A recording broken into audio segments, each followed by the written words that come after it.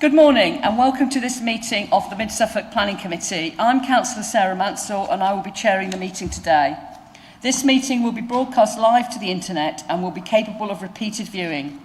The whole of the meeting will be recorded except where there are confidential or exempt items. If any member of the public attending the meeting objects to being filmed, please advise us immediately and we will ensure that they are not included in the filming. Members of the public and the press may record, film, photograph or broadcast this meeting when the public and the press are not lawfully excluded. If you are intending to do so, please could you inform the committee clerk. May I please request that mobile phones are on silent or switched off and that your laptops are switched to silent. If you hear the fire alarm, please leave the building immediately via a fire exit and make your way to the assembly point at Ipswich Town Football Ground. So first some introductions. On my left, in the front row, we have the Area Planning Manager, Gemma Walker, and we have, currently we have Alex Scott, the case officer for the first case we'll be dealing with, and as the meeting goes on, other case officers will be joining us. Behind him, we have our legal advisor, Ian Dupre, and we have governance officers, Claire Philpott, Alicia Norman and Beth Webb, keeping the meeting in order. And on my right, we have the councillors who will be making debating and making the decisions on the planning applications today. So, can I move to the agenda, please? Item number 1, apologies for absence and substitutions. Thank you, Chair. We have apologies from Councillor Haddingham and Councillor Lawrence. Councillor Linders is substituting for Councillor Haddingham. Councillor Marriott. And Councillor Marriott is substituting for Councillor Lawrence. Thank you, Chair. Thank you. So item number 2, to receive declarations of disclosable pecuniary interest and other registrable or non-registrable interest by members. Are there any interest to declare? No, thank you. Item number 3, declarations of lobbying. Are there any to declare? Councillor Patchett? Well, I think, obviously I know we're not doing the chicken shed one, but I did get a letter on that one. But I think we did get all. I presume we all got a letter about the Kenton Hall application, but that is not. That has been pulled from the agenda, so we don't need to declare those ones. So, are there any? No other lobbying. Then I'll move on to item number 4: declarations of personal site visits. Anyone done a personal site visit? I have. I went to look at Badwell Ash playing field for the Badwell Ash Mugger application. So that needs to be recorded. Item number 5, confirmation of the minutes of the Planning Committee meeting held on the 23rd of April, which were contained in the tabled papers. Are there any points regarding the accuracy of the minutes? Could I have a proposer, please? Councillor Morgan, and that's seconded by Councillor Warboys. Thank you. So the governance officer will now conduct the electronic.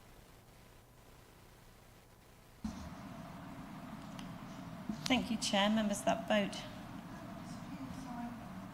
is now in progress.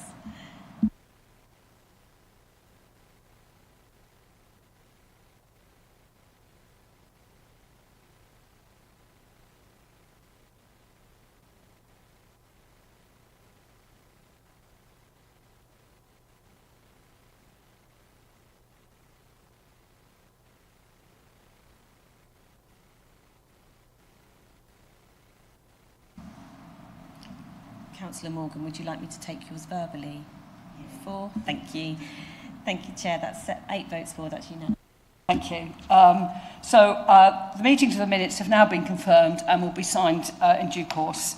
Item number 6, to receive notification of petitions in accordance with the Council's petition scheme. None received, Chair.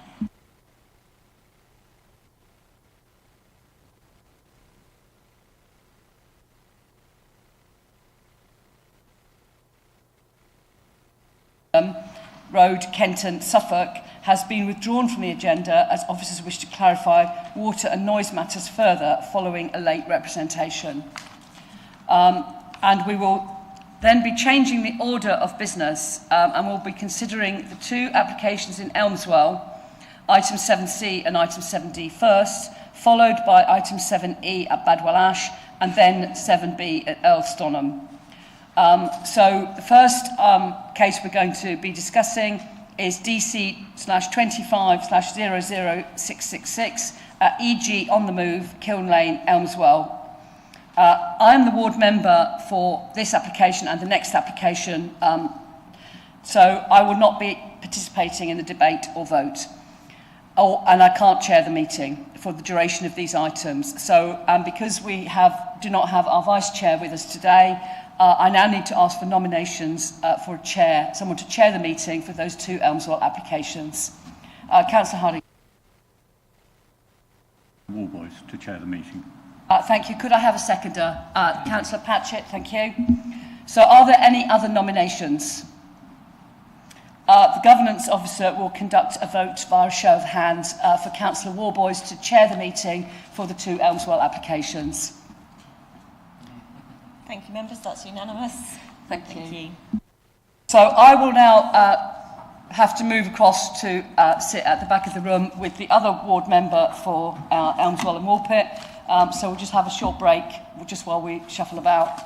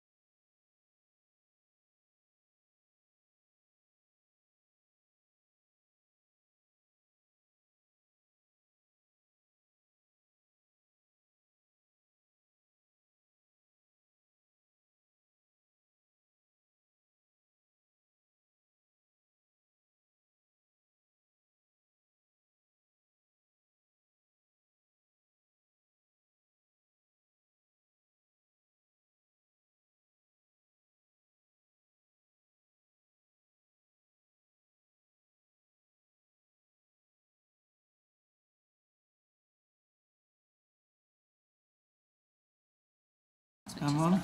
Yep. Right, we've settled, Sarah. Right, 7C, DC 250666. I would invite Alex Scott to introduce the application to the committee. Thank you, Chair.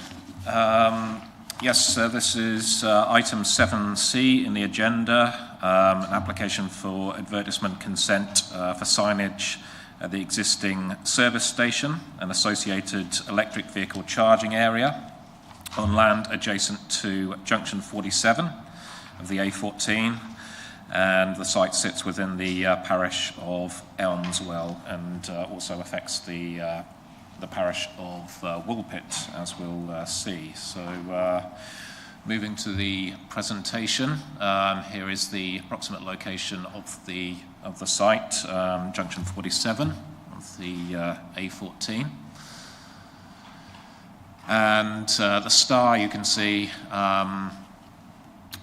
in the centre is the approximate location of the site. That's to the north side of the A14. And so if you are moving in this direction, access would be via this way. And there is a new roundabout here with the associated development which is going on here at Woolpit. You would then come round and round this roundabout and access, and to egress you would need to go back to the roundabout and back this way towards Ipswich. Now I did conduct a site visit as we're dealing with an element of illuminated signage that was carried out on the evening of the 1st of April, and just for some points of reference, photographs are taken from this area looking towards Elmswell from the point of access here. And I also walked down this lane past the old almshouses up towards the church and looking back across the landscape there. So just to give you a point of reference where the photographs are taken from. So this is a constraints map of the site. So the site strictly lies within the countryside, not within any settlement boundaries of the development plan.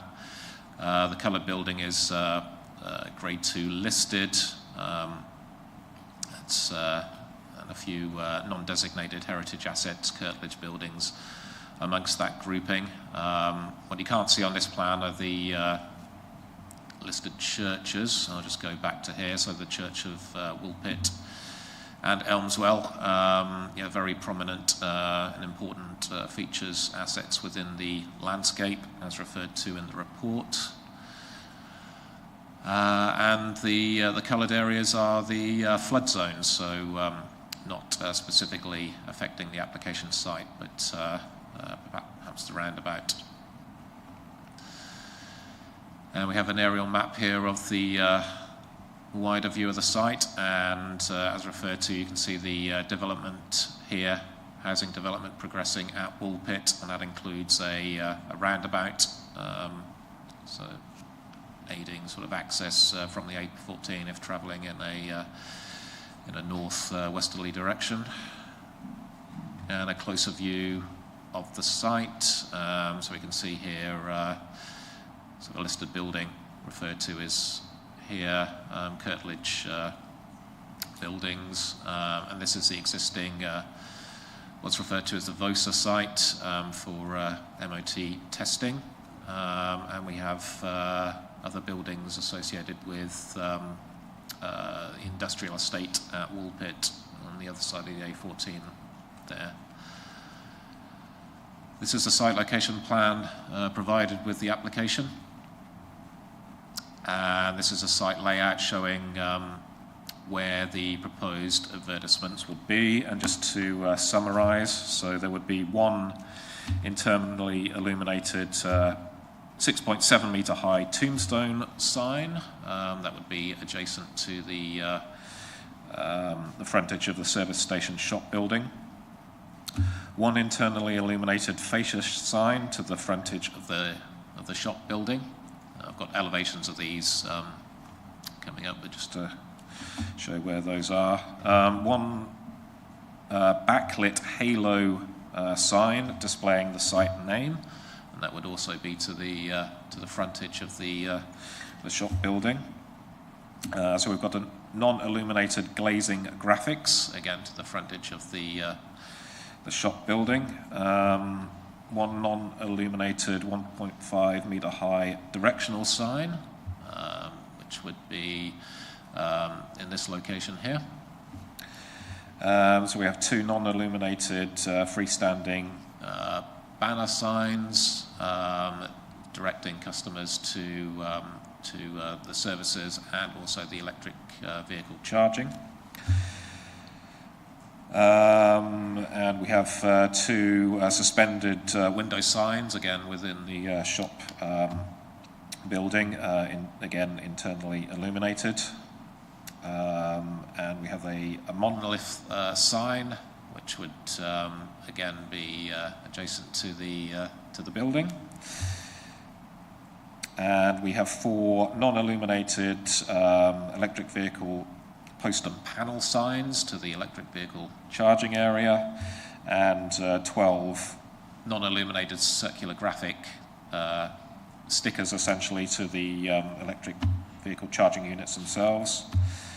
A non-illuminated advertisements to the fuel pumps themselves, which will sit underneath the canopy element here. And an internally illuminated advertisements to the filling station pump canopy, which is the element that your officers have concerns with, and that's reflected in the suggested reasons for refusal.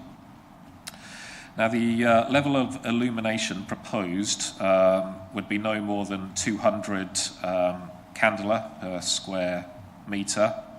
And I understand from the applicant the current level of illumination is 250, so it would be slightly less than it appears at the moment, and we'd have to ensure that that was carried out should you be minded to approve.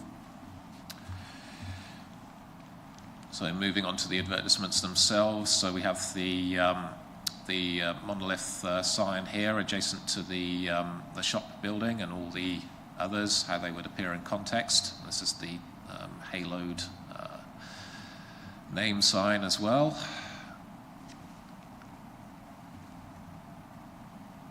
And just the rear and side of the service station shop building. And yeah, this is the tombstone sign, monolith sign, displaying 5 advertisements, internally illuminated. Just some more detail on those signs there. And this would be the main fascia to the shop building. Again, internally illuminated parts. And this is the haloed sign to the frontage of the shop building. So it would be haloed to the rear of the lettering. And the graphic signs to the, again, to the shop frontage, to the windows. This is the directional panel sign to the frontage, directing customers on the way in, and also some information on the services provided. And the freestanding banner sign, again, as you come in at the frontage of the site. And these would be the hanging signs within the window of the shop building, again, advertising services within. Freestanding monolith sign, showing the electric vehicle charging area, where to go for that. The post and panel signs to the electric vehicle charging areas, giving information on how to use those. And then the graphic stickers proposed to the electric vehicle charging units. And the petrol canopy elevations showing the illuminated signage there. This is the issue that your officers are most concerned with. And also some corner lighting strips on the various turnings within the site. Now onto some photographs. This was carried out on the 1st of April. And this is from the Woolpit side, looking across the road towards Elmswell. You just might be able to see Elmswell Church tower there. So this is the petrol station canopy, and you can see the glow and the green colour, which your officers are most concerned with, and also the existing lighting to the A14. Now this has been specially designed to direct light straight down to avoid light spillage up into the sky. This has been taken from the bridge over the A14. So again, we can see the existing extent of lighting on the site. And again, there is Elmswell Church in the landscape in the distance. And then again, getting a bit darker there, again, Elmswell Church Tower. Now this is the totem sign, which is proposed as part of the second application, which we'll come to. So just to show that that's already in place, although not switched on, illuminated at present. This is as you come into the services. And this is the view from the rear of the shop building. Again, we can see the green glow of the petrol station canopy roof. You just might be able to see the spire of Woolpit Church there in the distance. Now these are taken from the little lane adjacent to Elmswell Church, just going up the hill the former arms houses here, and again across the landscape, and you can see there the glow of the canopy roof. And again, further up the lane, here we are, and yeah, the existing lighting to the A14. And then further down the road, so we can see the glow of the canopy there, still quite distinctive, even though it's amongst existing lighting to the industrial estate at Woolpit across the A14. So still quite impactful, it is felt. So that concludes the presentation. As set out in the papers, the officer recommendation is for refusal, principally because of the proposed illuminated signs to the roof of the petrol station canopy, the intensity of the illumination and the green colour, the harm to the landscape setting during hours of darkness, harm to the settings of listed buildings, as indicated by your heritage officer in their response. And although, granted, there is some economic benefit to the applicant's business as a result of the advertisement, it is not considered that this benefit would outweigh the harm identified to the landscape and the settings of the listed buildings. So we consider, in all, the application contrary to development plan policies SP09, LP19, LP24, and NPPF paragraphs 135 and 141 for those reasons. So, officer recommendation of refusal for those reasons. Thank you, Chair. Questions from members to the case officer for clarity. Councillor Elkin. Thank you, Chair. I might have got this wrong, but it sounded like you were saying that it's going to be less bright than it is at the moment. Is that so? There's currently lighting there, and this is a retrospective application with additional bits added in. Could you just explain, how that works? Thank you.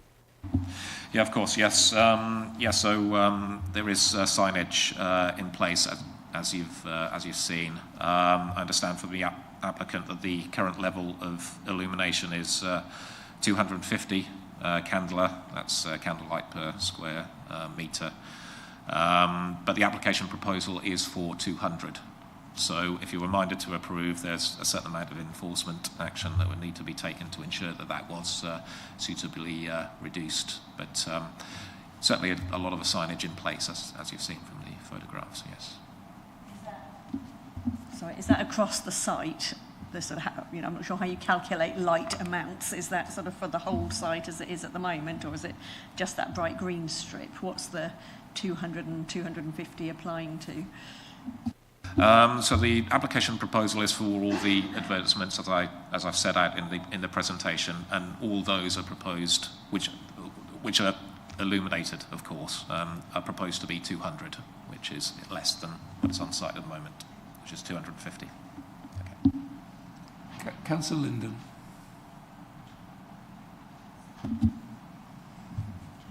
Is there any way you could manipulate the photos to simulate 200 so it does have a view of what that illumination would actually look like? Whether that's possible or not, I'm not sure. It's beyond my expertise, I'm afraid, so I'd need to seek advice from a technical mind. On a figure, more or less, and we haven't been able to see for ourselves the effect of that new figure, 200, and that makes the whole thing a bit difficult, I think. We would need further information in order to present to you on that. We don't have that presently. Are you just objecting to the green lighting on the canopy, or are there further objections to it? For this specific application, yeah, that is your officer's principal objection. Yeah. Are there any further questions? I have just got one question for clarity. Do they have planning permission for the existing lighting of 250 candles or whatever? So there is a condition which was put on by the planning inspectorate when they approved the service station. I believe that has been discharged, and that would I'm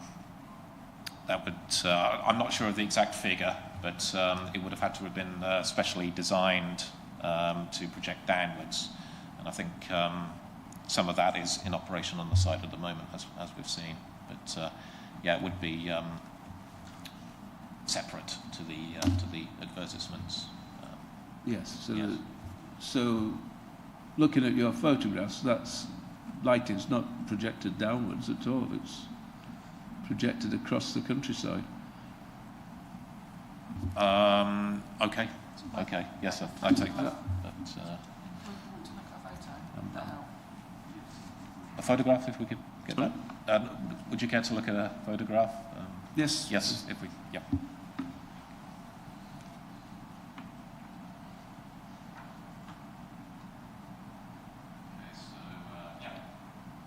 So I think this shows it a little. So we're talking about lighting columns, not really the subject of this application, but certainly the overall development. And there was a condition controlling that, which would need to be discharged. Mm-hmm. Thank you, Councillor Marriott. Have there been any thoughts about what level of illumination might be more appropriate? Well, I think our preference would be for no illumination to the advertisements, certainly, yes. There's still concern even if it were dulled down to 200, I think. It's, as you've seen from the photographs, quite bright, particularly across the landscape. So really questioning the reasoning need for internally illuminated signs, particularly of that colour, that really striking green. So I think that's our concern. Thank you. Councillor Elkin. Sorry, perhaps I'm just not very awake this morning, but if it's refused, does it then get switched off again? What would it revert to if we do accept the proposal to refuse?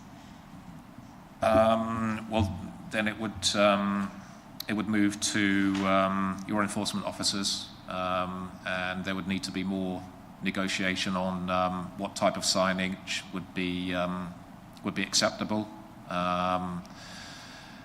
But yeah, that would be down to your enforcement officers to decide what level of enforcement would be appropriate. There's no permission for that external canopy lighting at all at the moment, so it would revert to having no permission for that type of external. It needs advertisement consent, and that's essentially what this application is for. So there is no consent at the moment. They've carried that out. Yes, it is retrospective. That's at their own risk.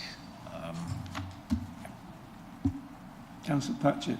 Thanks, Chair. Could you just show us on the picture, please, what's already, so that picture's fine, I think. What's already there that we need to refuse? What's in this that's already existing and switched on that we are sort of trying to refuse? Thanks. Okay, so your officer's concern is principally with the canopy signage, internally illuminated, and that rather striking green colour. That's evident across the countryside, we think. Now there's other signage in place as well. I mean, you can see the monolith sign there to the frontage of the shop building. You can see the spa sign there, and all of the frontage of the shop building. All those advertisements in place, and also to the electric vehicle charging units as well. From my site visit, I think for this application, they are all in place, I would say. Councillor Morgan. Do we understand from the lighting here that it's pretty standard for all their other garages? And has it been turned down in any of the other garages, do we know? Because obviously there's a safety element. We don't want to plunge them into darkness, but if it is interfering with the countryside and we do turn this down, we want to know that it's still safe for users. Yes, of course. And our objection is not based on the lighting, per se. It's the illumination of the advertisements. As far as I'm aware, that's not required for safety or visual. It is purely to advertise the businesses and products which are on the site. So it's not required for safety at all, I would say. So, yeah, that's helpful. Are there any further questions for clarity? I'll now invite the public speakers to address the committee. Who'd like to go? Jan, are you going to go? Thank you, Councillor. So we've got David Brown first, who's via Teams. Is he here? Oh, shall we start with David Brown then? Yeah. Thank you. Councillor Brown. Good morning, David Brown, Elmswell Parish Council. Yes, we've been following proceedings with interest, and we'd just like to reiterate our comments from the previous application. The application seeks to impose a suburban result on a rural setting. The impacts identified centre on the urbanising light glow over a considerable area of this otherwise naturally dark environment. The night sky is seriously polluted, particularly as a result of the green band around the canopy. There's an effect, a deleterious effect on biodiversity and wildlife, and there's a very harmful visual impact given the setting between the listed churches of Elmswell and Woolpit.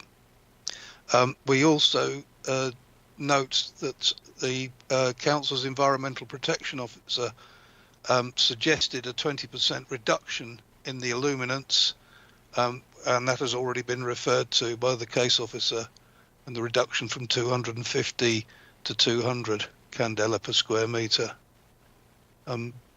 That's the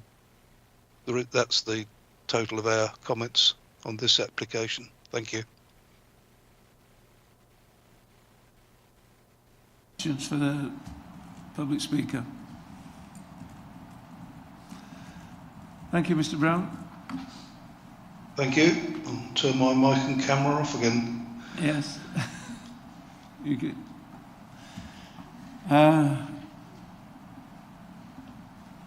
Councillor would like to speak now. Yes, please, Jan. Councillor Everett. Thank you, Chair. Yeah, my concerns are the cumulative effect of the lighting on residential amenity, visual intrusion and wildlife, and how it dominates the landscape. The overall impact of the lighting extends in Woolpit right across the village via the listed church to Berry Road, or known as the street on Google Maps, beyond the Hopkins and Tillier estate. And in Elmswell, it extends to School Road and Church Street, including the listed church, almshouses, and the highly valued open vista across to Woolpit. The land rises towards Elmswell, and so the village looks down on the garage. And again, the sheer level of light from the business overall and the petrol canopies in particular are hugely intrusive. The residents of Elmswell and Woolpit don't need advertising. This new business is selling petrol. They're well aware of it, and yet they are constantly being told this fact through those signs. The photos that we've seen are helpful because they show very clearly that the black and green contrast of the unlit petrol canopies becomes primarily white against day glow green when lit. So it looks significantly different. But these lights have been in place since the garage opened several months ago, so the actual real impact on the night sky and surrounding area from dusk onwards in both winter and summer have been lived with firsthand for several months, as I said. As a minimum, I'd like to see the angle of the petrol canopies lowered. I don't know if that's possible, but it feels like they are angled far more to attract the attention of the villagers than needs be. A canopy design that has less or no white glare when illuminated, and the day glow green significantly toned down as a minimum. and the light level of the canopies also needs to be significantly reduced. I note the proposed reduction in lighting, but it's total guesswork as to how effective that would be, and it's optimistic to think that it would resolve the total of our concerns, especially if the other factors relating to the petrol canopies aren't included. Thank you. Thank you, Councillor. Are there any questions? Councillor Elkin. Thank you. I don't know the precise area very well, so from the pictures you could see that there was some glow from the industrial estate already, but it looks like the garage is much closer to the villages. Is that correct? It is, yes. So it's an additional new sky glow that's... Absolutely, yes.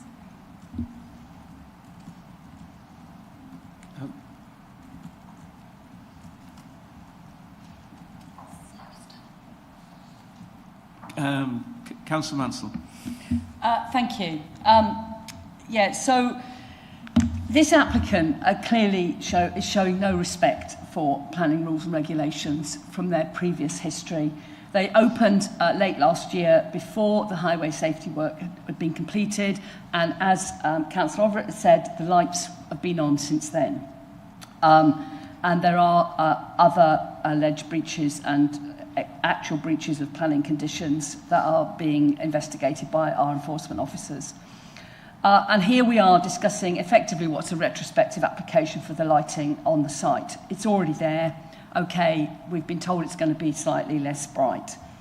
We do have the benefit of knowing exactly what it looks like now. And okay, I'm not sure what difference reducing 250 candela per square metre to 200 candelas per square metre is going to have. But you know, currently it is way too bright. The images shown in the plans and the officer presentation of that canopy lighting with the EG on the move, green on black, look pretty innocuous in daylight. But it's at night we have this intense green glow strip light pointing out sideways. And whilst it's acceptable that obviously there has to be some lighting there for safety reasons, and clearly you need the light shining on the forecourt below so that people who are filling their cars up can see what they're doing, there is no need for this green sideways pointing intense lighting.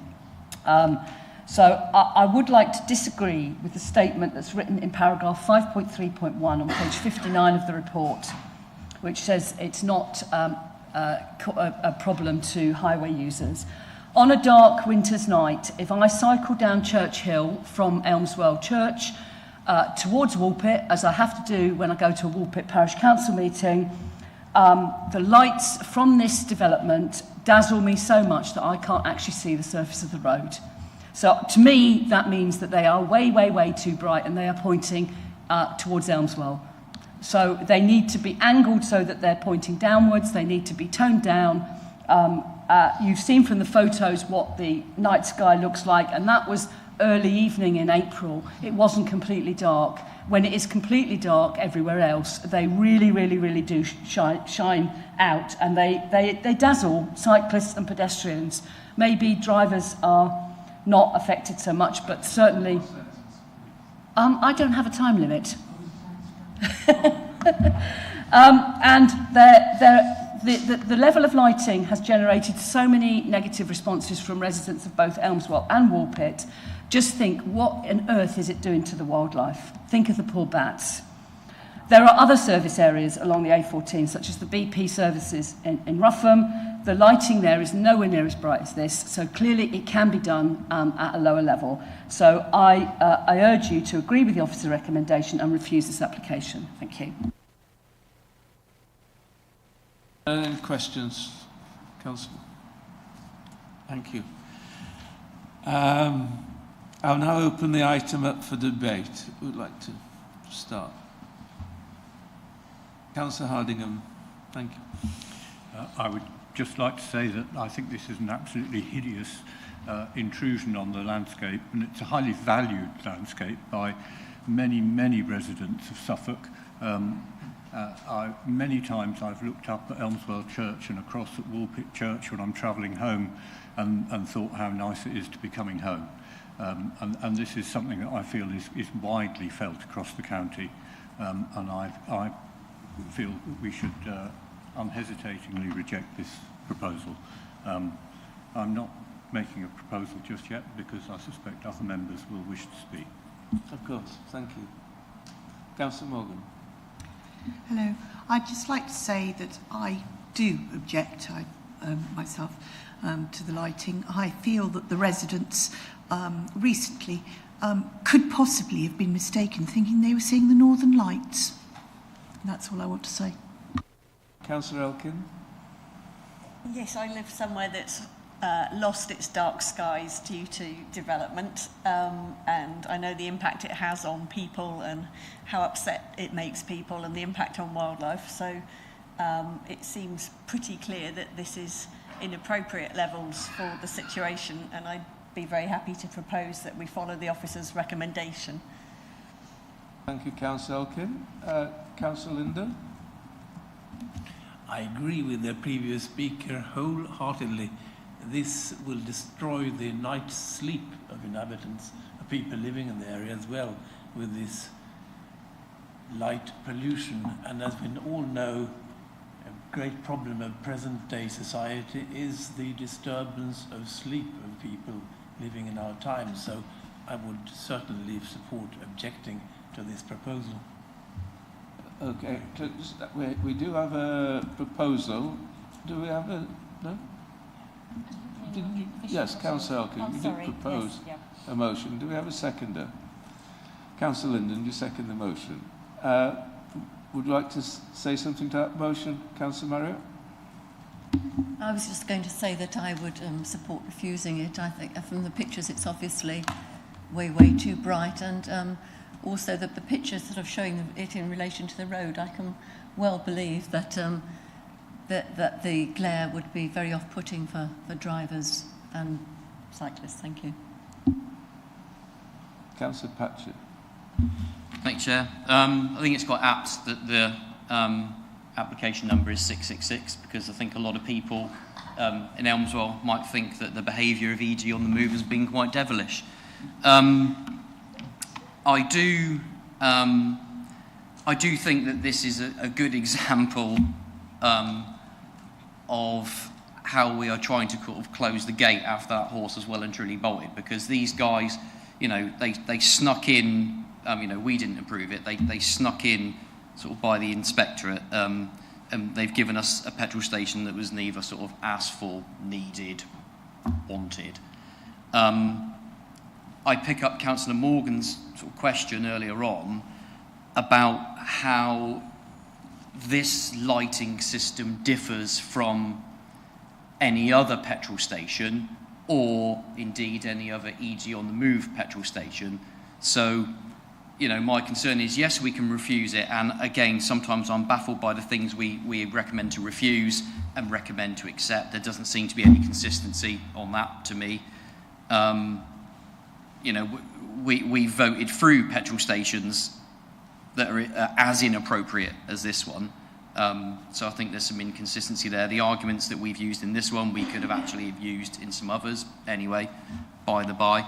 My concern is that if their lighting on this one is consistent with other petrol stations on the A14 and other EG on the move petrol stations, that they'll just appeal and then they'll win on appeal if what they're doing doesn't differ. So that's just my concern on it, is that they could appeal it, and if there's nothing actually different on this one, then they could win the appeal. I don't know. Councillor Elkin. I'm allowed to add something in it. I completely hear what Councillor Patchett's saying, and it may be similar to what's happened in other petrol stations, but this is a petrol station that's between, I think, a grade 2 star and a grade 1 listed church. So I think that is one of the factors that's a significant difference in this particular one. Thank you.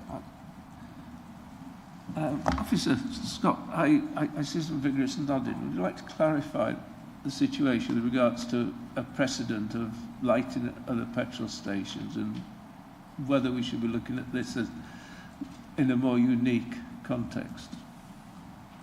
Well, I'd say, like any planning application, it's on its own merits. I mean, yes, there are similar ones operated by the same company, indeed, down the A14. We've heard from the ward member. There's one at Ruthven, which is relatively close by. I can think of another one at Sproughton as well. But I would suggest that the context of those two is rather quite different. As we've heard, we have a rather special landscape. We have an important view, which is referred to in the neighbourhood plan, and we have two important listed buildings, and another one, the farmhouse as well, which your heritage officers have advised there is harm to. So, I mean, just because there are other petrol stations up and down the 814, I'd suggest that maybe they're in different settings. In fact, they most certainly are, and it would be each case on its own merits. So, I mean, you have your officer's assessment. We're basing that on the current proposal at the current site. Thank you very much for clarity. Just quickly, Chair, just for the avoidance of any doubt, I've just looked at the originally appealed decision from January 2024. So, condition 17 imposed by the planning inspector required there to be before the development was open in use, for there to be a approval of lighting. And as picking up Councillor Morgan's earlier point, that was a positive requirement imposed by the planning inspector for safety and for it to be kept in perpetuity. Those are the precise words. But I couldn't immediately find on the website the DCON, the discharge of condition, but I'm sure there was one. Anyway, but what we're talking about today is different to that. It is advertisements that do not have consent as yet. That Alex will correct me if I'm wrong, but. In terms of the lighting condition, I'm not sure that we have discharged that. I'm not sure how relevant that is to the current applications, but yeah, indeed, yes, but yeah, what we are considering, yeah. Are there any further comments anyone would like to add to the debate? Well, I've got one comment I would have made. I think there is a balance between necessary signage and excessive illumination, where there's competition for attention. This site was originally refused on the grounds of safety. It's a complicated situation, and though highways have not raised any objection on safety, I nevertheless think that this is a concern. And anything which actually sort of starts to impinge on safety, it may not be a reason in itself, but it is necessarily a factor. So that is my thought on it. I think you would be very clear about the impact on the environment, the context. This is very clearly, I think, a generic installation, if you like, in the landscape. We've not taken into account the particular impact on heritage assets, wildlife, biodiversity, and the well-being of people who live there. So, unless there are any further comments for the debate, I will move to a vote. So, could you look the vote, please? Thank you, Chair. Members, that vote is now in progress. Thank you.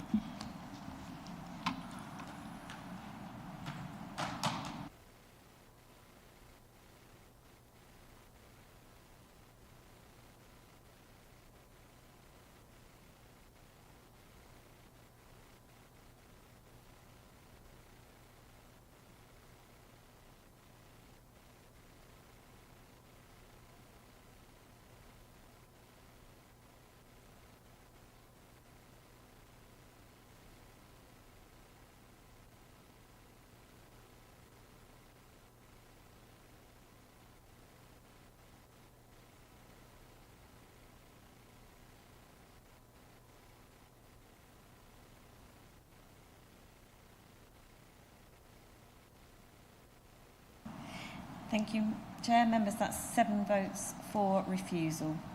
That's carried. Thank you. Thank you very much. That is refused. I'd like to now move on to 7D. I'll now invite Alex Scott to introduce the application to the committee. Thank you again, Chairman. Item 7D, application DC/25/01111. Application for advertisement consent for 2 internally illuminated totem signs, again at the existing service station, land adjacent to junction 47 on the A14 within the parish of Elmswell. And again, the location of the site within the district, again, the location of the site in relation to the 2 villages of Elmswell and Woolpit. Again, the constraints map, similar as before. The aerial views. Site location plan submitted with the application. And so here we have what is proposed by this application in particular. So we have 1 internally illuminated 7-metre high passenger information display, PID totem sign, and that is located adjacent to the site access on the A1088 highway and bridge over the A14, which runs approximately this location. And in addition to that, in this area, we have a proposal for 1 internally illuminated 10-metre high multi-brand totem sign, and that would be adjacent to the A14 and the turn-off at junction 47 here. And the proposed level of illumination for both signs would be 200 candela per square metre, which is the same as the application that we saw previously. So here we have the proposals in more detail. This is the 7-metre high totem proposed at the point of access, and the 10-metre high totem proposed at the side, as the egress as you come off the A14 at the junction. And again, the site photos, same as before, showing the existing site. So the proposed totem would be in approximately this location, significantly high. Now that would be higher than the existing lighting columns, which I believe are about 8 metres high, so a couple of metres taller than that, if you can envisage that. Apologies, I don't have a mock-up of that shown, how it would sit. Now this is the 7-metre high totem, which is in place at the moment, albeit not in operation, not illuminated. So we can see exactly how that is proposed, and this is as you would come in to the services. And again, a view of the services at the back. So if you can imagine the 10-metre high signage in approximately this location, and that would extend to approximately this height. And then again, the photographs across the landscape. The totems in approximately this location and here.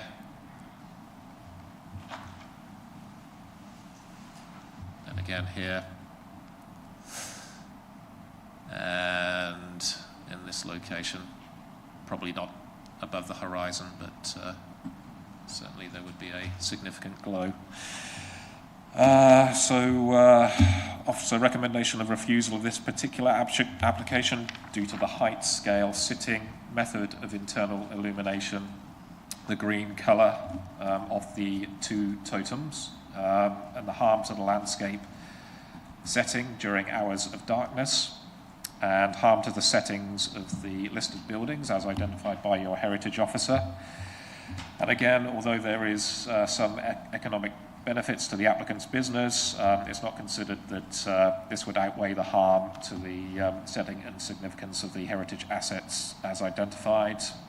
Therefore, the application is considered contrary to development plan policies SPO9, LP19, LP24, and NPPF paragraphs 135 and 141, as set out in the report. Thank you, Chair. Thank you very much. Are there any questions for the planning officer? Councillor Patchett. Yeah, so question to not necessarily Alex, but any of the planning officers and planning lawyer.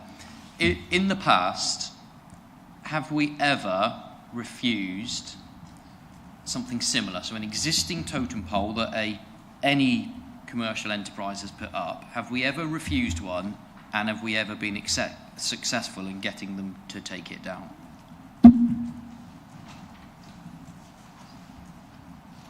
Not in Mid-Suffolk myself personally. I wonder if Gemma can recall anything. I can't recall any specifically, but that is very much on the spot without being able to check through. We may not, so I can try and look further while we have further representations, and we can see if we've got any advice on that one. But our current advice on this one is it would have those impacts in this setting, and that's why we've got the concerns, and we feel that is defensible on appeal, or we would not have brought that before members today. Thank you, Chair.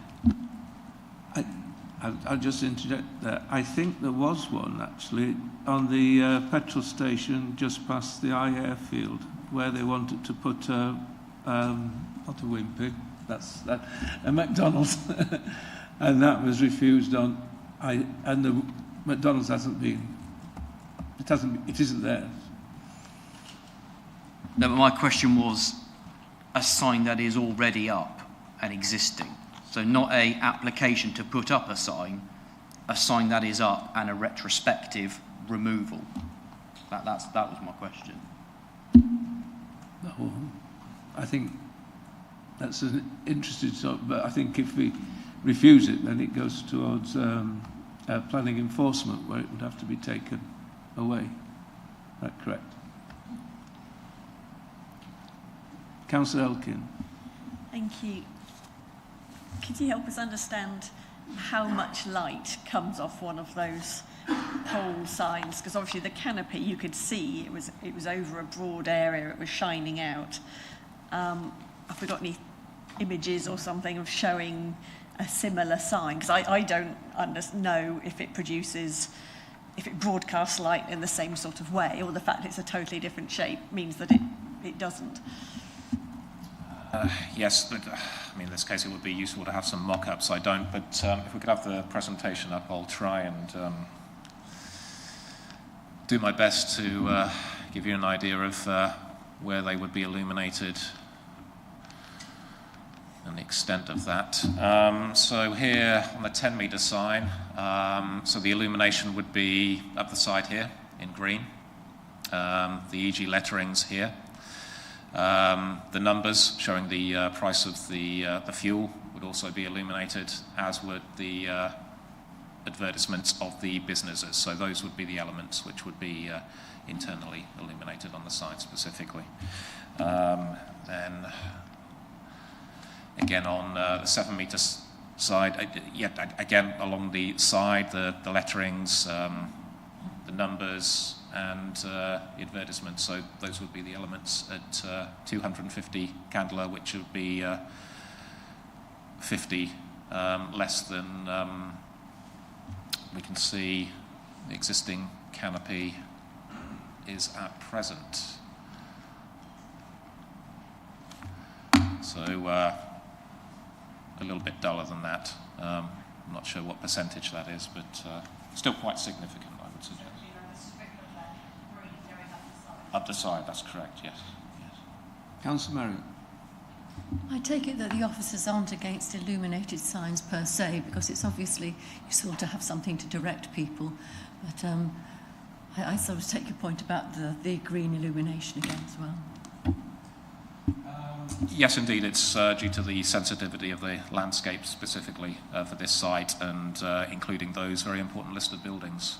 That's where our concern comes from. But no, we're not completely against illumination if it's in the right context. Yeah. Councillor Everett. Thank you. Yeah, I just wanted to check that we are absolutely sure that none of the black on the totems will turn to white light as they do on the canopies. Thank you.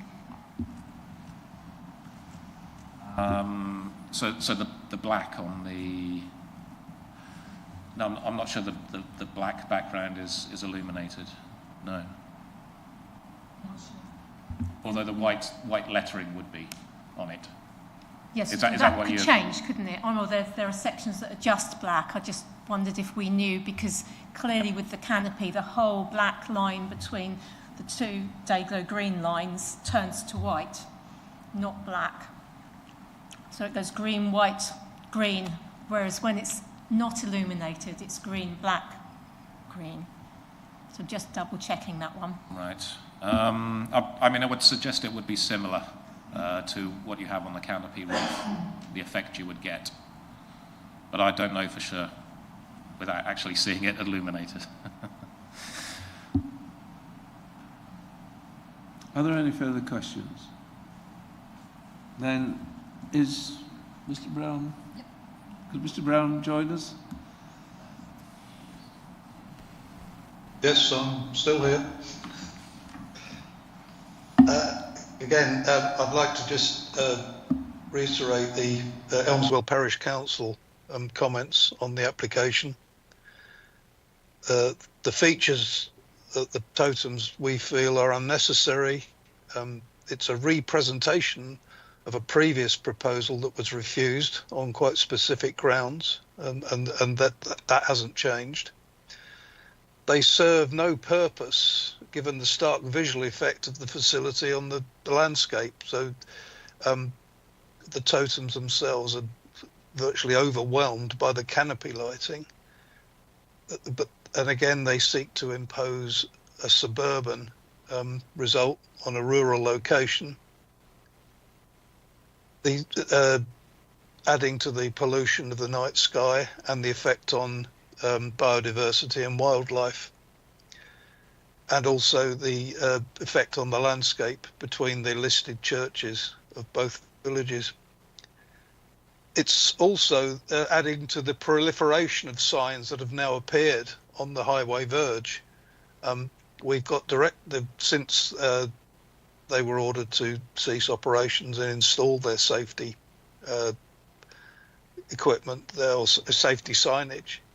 The signs that have gone in, I'm looking, one of them particularly as you come over the A14 looks non-compliant anyway with highway standards, but also there's a lot of non-official directional signing added together with the totems and the addition of the bollards on the centre line of the road there. It's just adding to a proliferation of signage which is only eventually going to confuse the motorist. But it also should be noted that those totems have actually been lit, and the pricing of the petrol has been lit up for the last 2 weeks now. That's it. Thank you. Questions, Parish Council.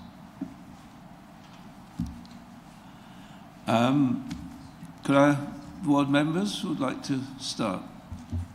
Councillor Everett. Thank you. Yeah, my previous comments stand. The totems, the significant size of the totems, the sheer level of light, how that contributes to the site overall, but also because I appreciate they have been lit on occasion, but we don't currently know in this room what they look like illuminated, and that is really far more significant than what they look like not lit. Thank you.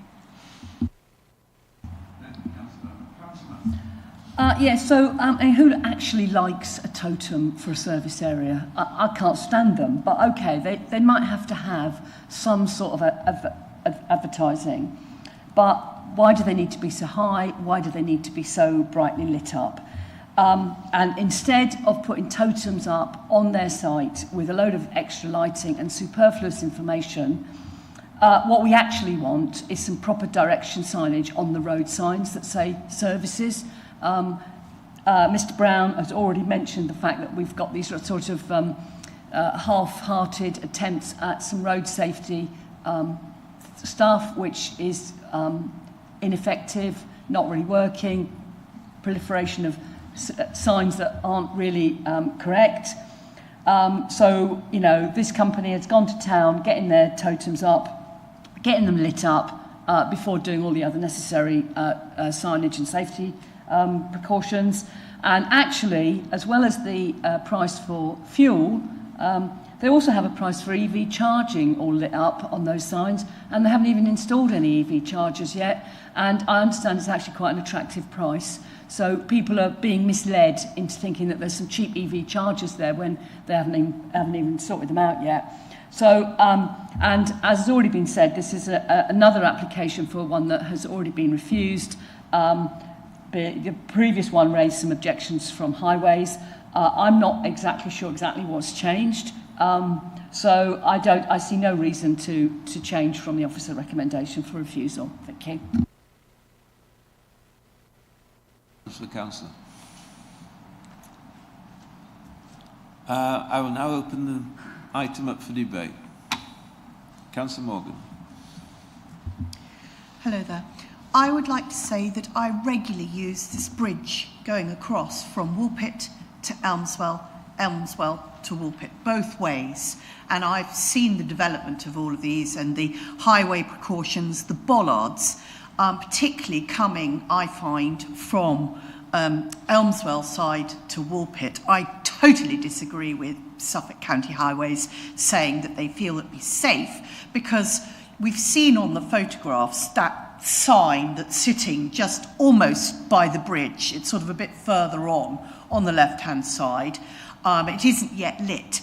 It's another than I saw, because the lane that we've been left with as a motorist or a cyclist, let alone being a pedestrian, heaven help you if you're a pedestrian around there, but it's like rabbit in the headlights. They're dazzled. This sign hasn't yet been turned on, and road safety reasons, when you're a driver, you do tend to observe what's on the road. Now, if you observe it when it's lit, it's going to dazzle you.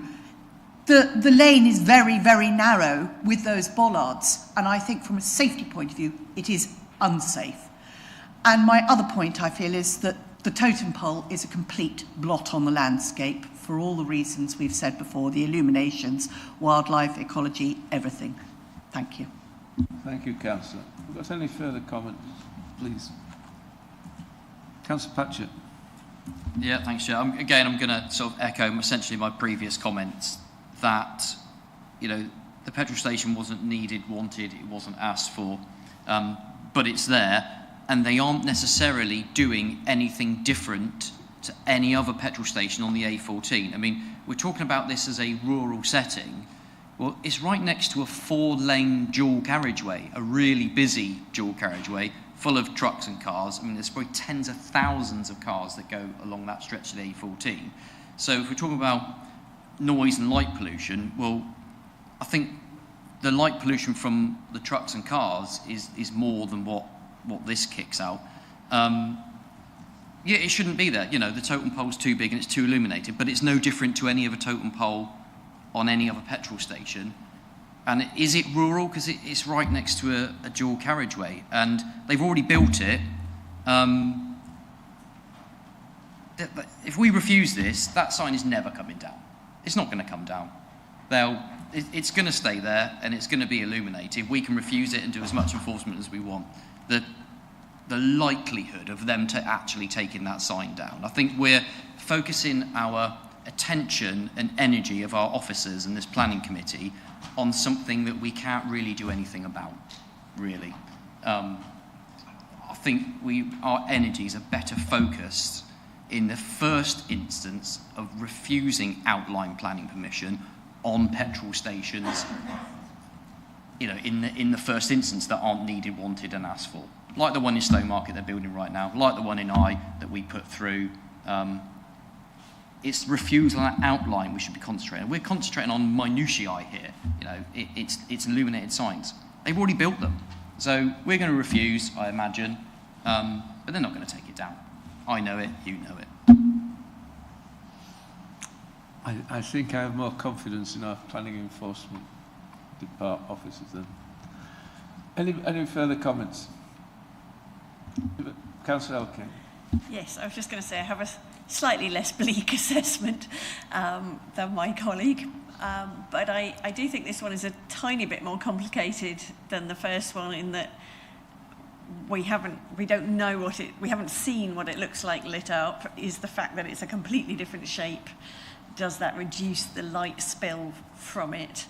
I agree that the scale of it, I mean, it's pretty normal for petrol stations to have some sort of totem showing the price of petrol, you know, but the scale of this does seem pretty outsized. From what I can remember, I can't think of one that's sort of way bigger than the building itself. So the scale of it seems unusually large. It seems like it wouldn't have been terribly hard, given the sensitivity of the location, to come up with something a little bit more subtle, a little bit smaller, a little bit less bright. So I think it is a bit more tricky than the first one because we don't quite know what it would look like and how big the impact would be. I understand what Councillor Patchett was saying, that there is quite a busy road there and there is quite a lot of traffic, which obviously has lights and noise, but I live near Eye Airfield, and the light spill from that is different to the light spill from cars. You can see the illumination from the airfield several miles away. It penetrates right into Eye in a way that truck lights and things just don't. So yeah, I'm slightly on the fence with this one compared to the first one. I think that we would have to refuse this, even if it would be difficult for enforcement to get them down. Otherwise, we would just nod and say yes to people who do things without permission, and that needs to be known that that will not be accepted at a later date for all future applicants as well. So I really do think we need to refuse this. Thank you. Thank you, Councillor Linden. Councillor Marriott. I agree with Councillor Linders. I mean, what's the point of having a planning committee if let anybody build exactly what they want? Thank you. Thank you. Councillor Hardingham. I would like to say I agree with Councillor Linders and Marriott, and I would like to propose we refuse this application as recommended by the officers. Thank you very much. I've got a proposal. Do we have a seconder? Oh, that's close. Councillor Linden, I think you made just about it by a whisker. Would you like to, anyone like to speak to the proposal? Councillor Patchett. Oh, sorry, I thought you were moving.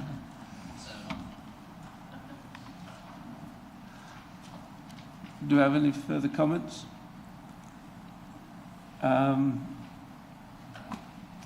Yeah, I think that there is a question of precedence here, and I think they've been versed very clearly. One is the precedence of other service stations, which I think the planning officers dealt with thoroughly in saying that this is a specific location.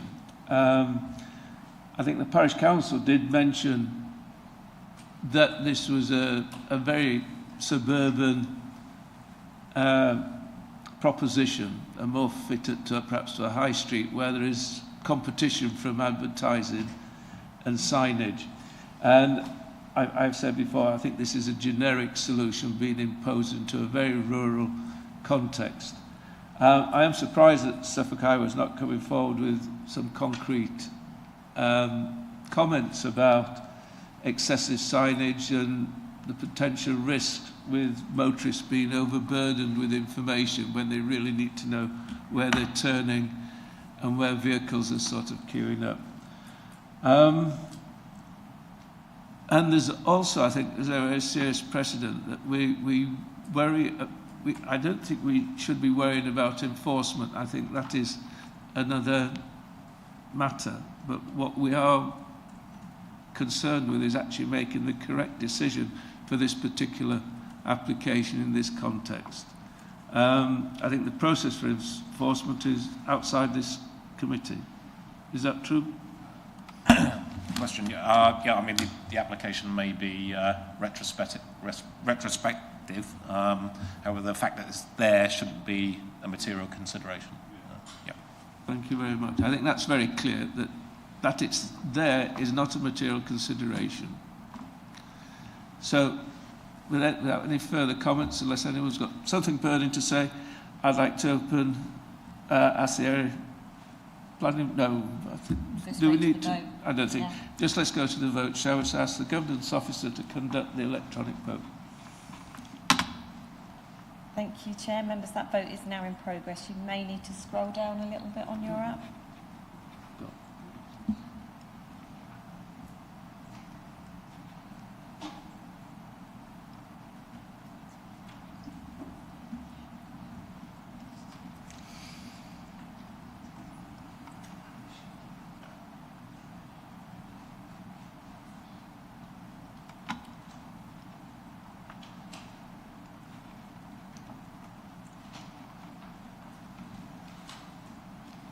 Thank you, members. That's 7 votes for refusal.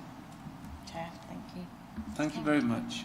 I think I'll now have a short break, so I can go back to my rightful place as a member, and I'll chair.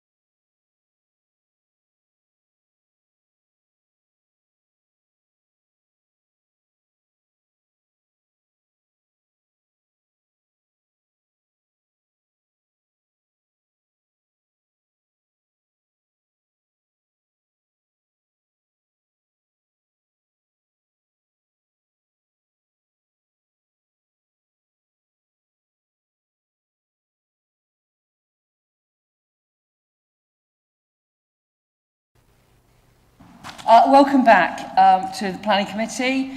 We are now going to go straight on to item 7E, DC 24041484, Badwell Ash Village Hall, and I will invite Nikita Goodrich to introduce the application to committee. Thank you.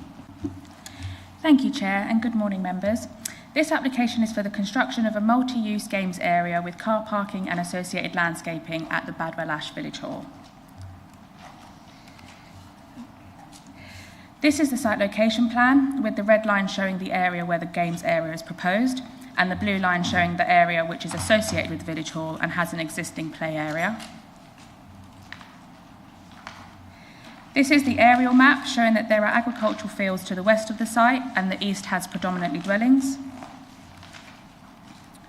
This is the constraints map showing that the site abuts the settlement boundary and there are some listed buildings to the east of the site.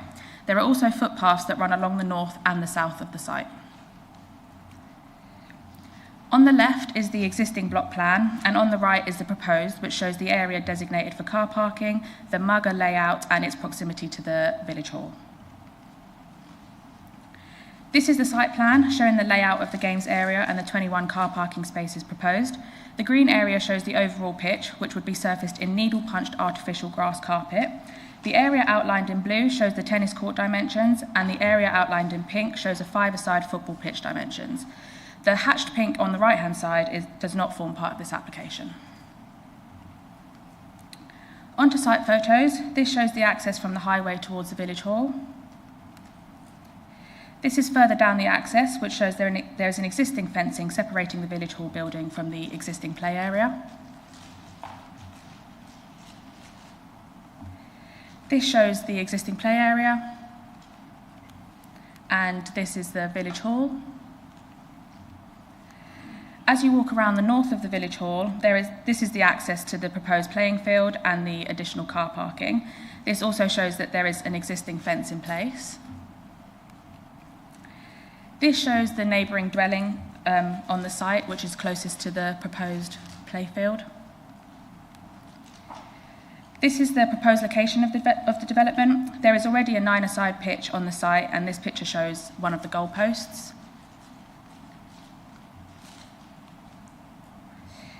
This is a view of the west of the site, showing the existing vegetation along the boundary. This is a view towards the south of the site and towards the nearby church. And this is a view to the north of the site and the vegetation along that boundary.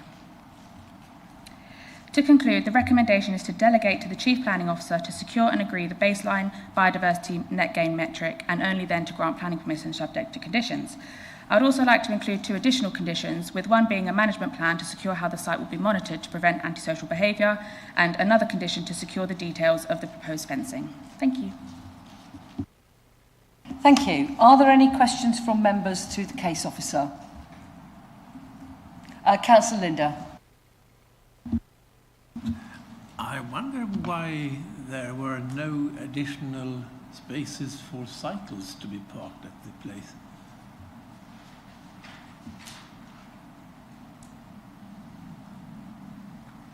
Oh, I think this has been secured by condition, so we've asked for some cycle parking to be included as part of a condition. Thank you. Thank you. Any further questions? Councillor Warboys?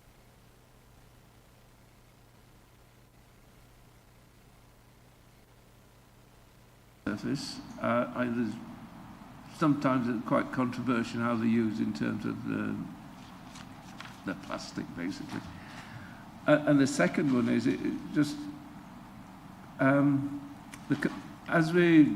at present this is a playing field, and putting a car park there and an outdoor playing surface. If in future, would that qualify it as a brownfield site? Could that open the door to further development, or is that protected as a playing site area, field?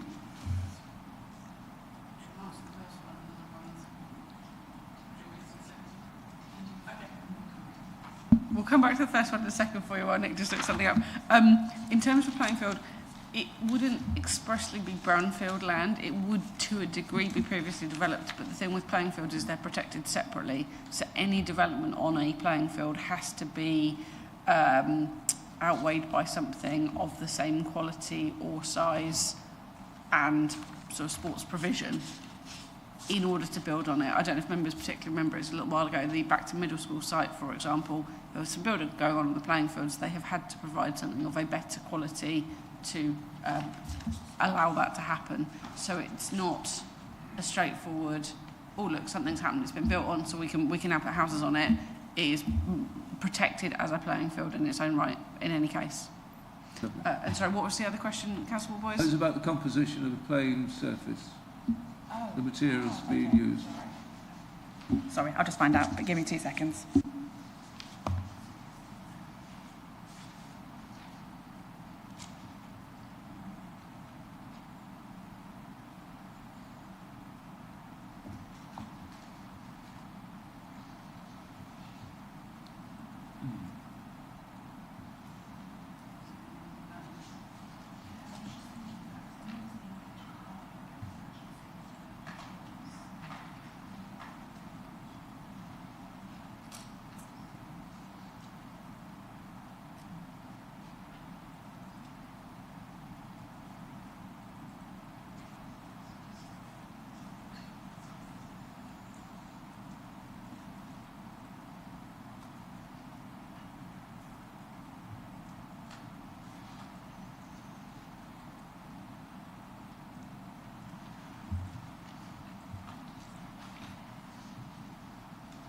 Sorry, Chair, we're just having trouble identifying that one. We might have to delve into that a little bit further and perhaps come back if that's all right. I don't want to delay proceedings while we're just trying to look for something specific.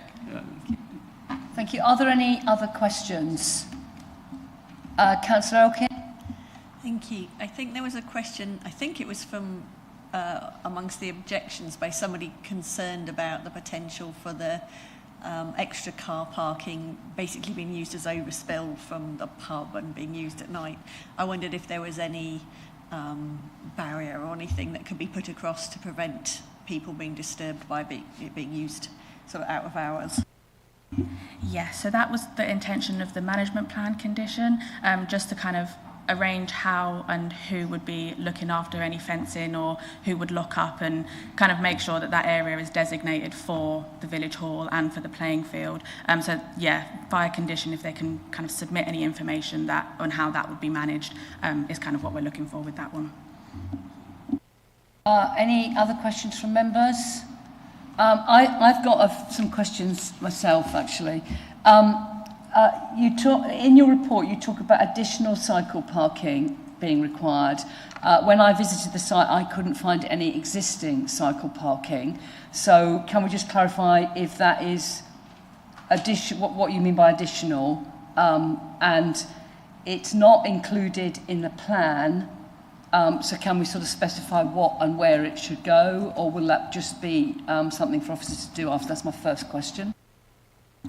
So I think by the additional, it does just mean include some cycle parking. And yeah, the condition will cover that as well. So as part of the discharge of conditions, they will have to show where it is and how much they're providing and all the details regarding that. Okay, and with regard to the hours of use, will the hours of use condition be including the actual mugger and the car park? And clearly, the grass area surrounding the mugger will still be accessible to pedestrians, but there's no restriction on that. So you could still get young people on the grass kicking a ball on the outside of the fence, and that wouldn't be included in the hours of use because they're on the grass. Is that right? Yes, I think the hours of use would only really relate to the area within the red line boundary. And I think as it's an existing play area already, they could do that anyway, if that makes sense. But yeah, it would only kind of include the area inside the red line. And are both the mugger and the car park surfaces permeable? Yes. Thank you. Any further questions? Councillor Harding. Yes, thank you. In previous discussions about muggers and artificial play surfaces, games areas, we have discussed exactly what the surface is going to be, and there is some debate about whether the traditional, in inverted commas, plastic grass might have health impacts on users of the surface, and there are alternatives available. Has this been looked into at all? We are just looking into what the surface is actually going to be, because it should be in the plan somewhere. And regarding the health risks, I'm not aware of them right now, not something that I know that I've looked into myself, but perhaps I can come in on that one. There's been another officer involved, and Nikita's only recently picked this up, so hence not quite all the details. We're just checking on that now. I have looked at the Sports England comments, and Sports England note that it's a 2G sand-dressed carpet. So that is the surface we're looking at, I believe. Hopefully we might get a further detail if there is a specific point on the plan expanding on that further. But that is the specific Sport England surface that they were looking at, that although it doesn't go as far as competitive sport, it does offer the benefit to be available for all sorts of local sports. Obviously we've got the tennis courts combined with the football, but also, tennis bowls, cricket, it is available for that. What we don't have is any advice on the longevity, the health benefits, or the other risks of it, I'm afraid, but it has gone via Sports England, who would be advising us on the appropriateness of that. Thank you, Chair. Thank you. Councillor Patchett? So that 2G surface with the sand info, is that colloquially known as AstroTurf? Is that what they're talking about, yeah? yes, yeah. Councillor Marriott? Could we see where the acoustic fence would go?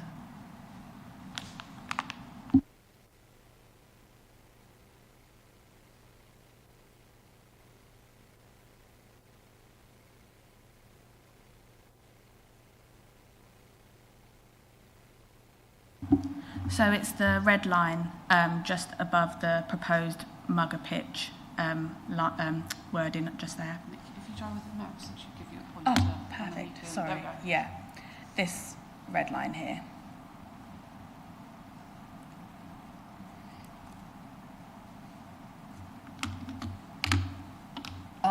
Do you have a picture of what the acoustic fence will look like? We've recommended that as a condition to get exact details of what that would look like. So our acoustic fences, they tend to be solid, don't they? Yeah, it's a closed boarded timber fence. Okay.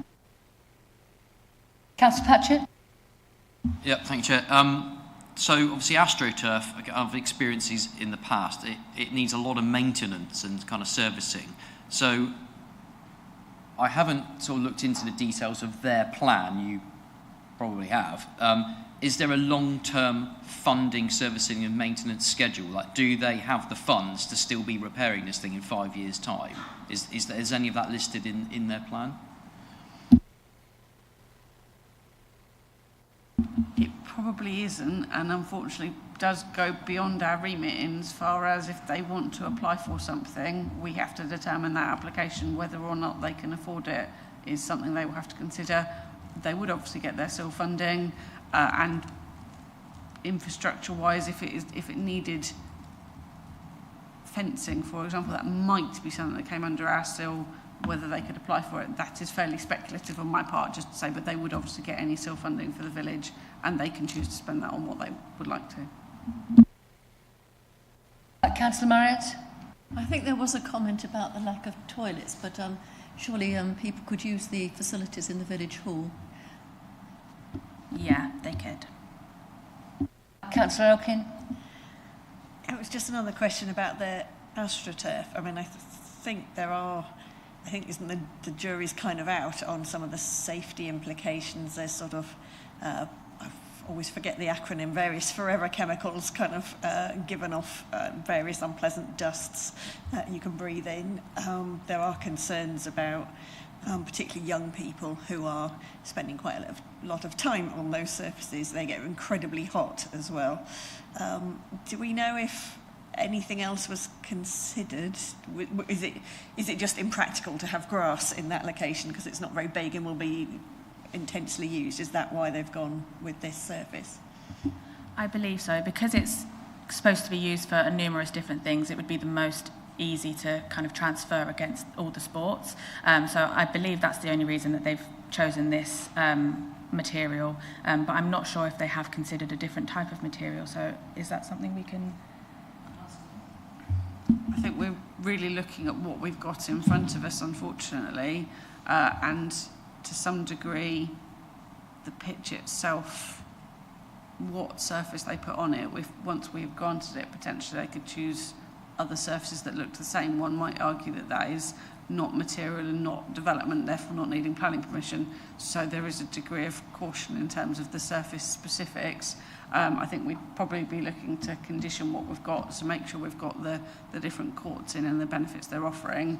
But longer term, one might liken it to replacement of windows. Once you've replaced your whitewood window with another white window, can you tell the difference? Therefore, it doesn't need planning permission. Possibly similar with the pitch in the longer term. So I think we've got what we've got in front of us as a proposal that we would look to secure as well. Thank you, Chair.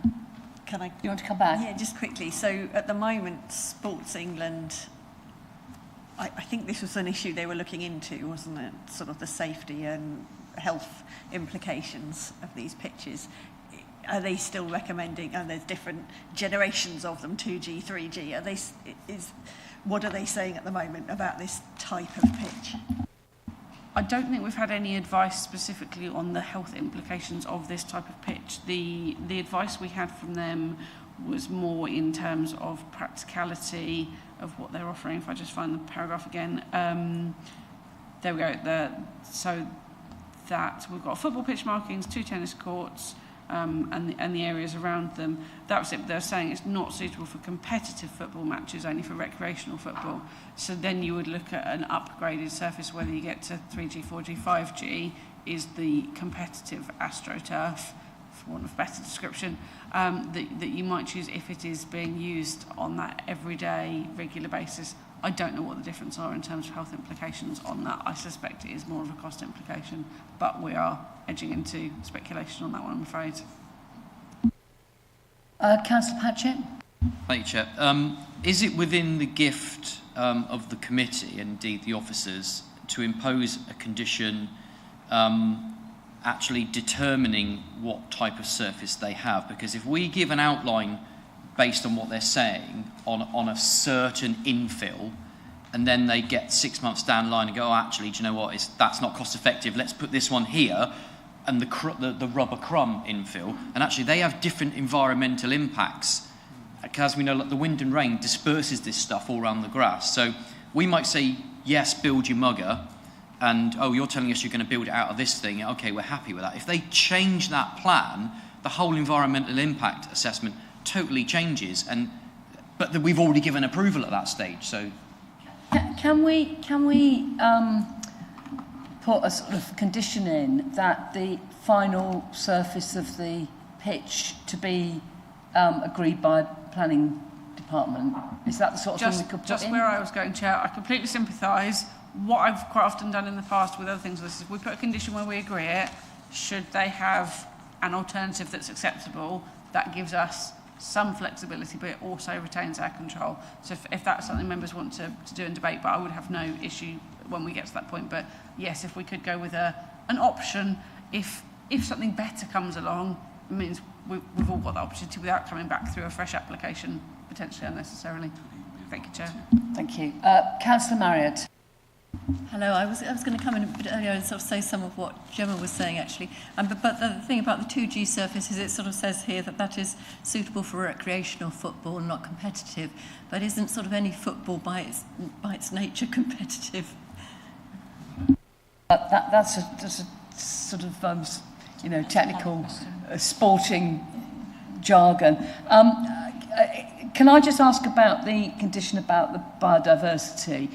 Because I noticed that there was I think it was a public comment about trees having to be replaced. Are any trees actually needing to be removed? And would replacing trees that have been lost come into that sort of biodiversity condition.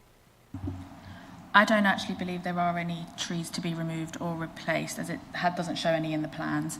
But yeah, I think it would fall part of the biodiversity kind of condition. Thank you. Any other questions of the officer? Okay, so we'll move on to the public speakers. We've got some people there. Did they register to speak? Oh, okay, because I spoke to them on my way out and I thought that they might be speaking. And I think they're from the parish council. Did you want to say anything? Okay, so if you'd like to come forward and sit yourself down on that front row opposite me.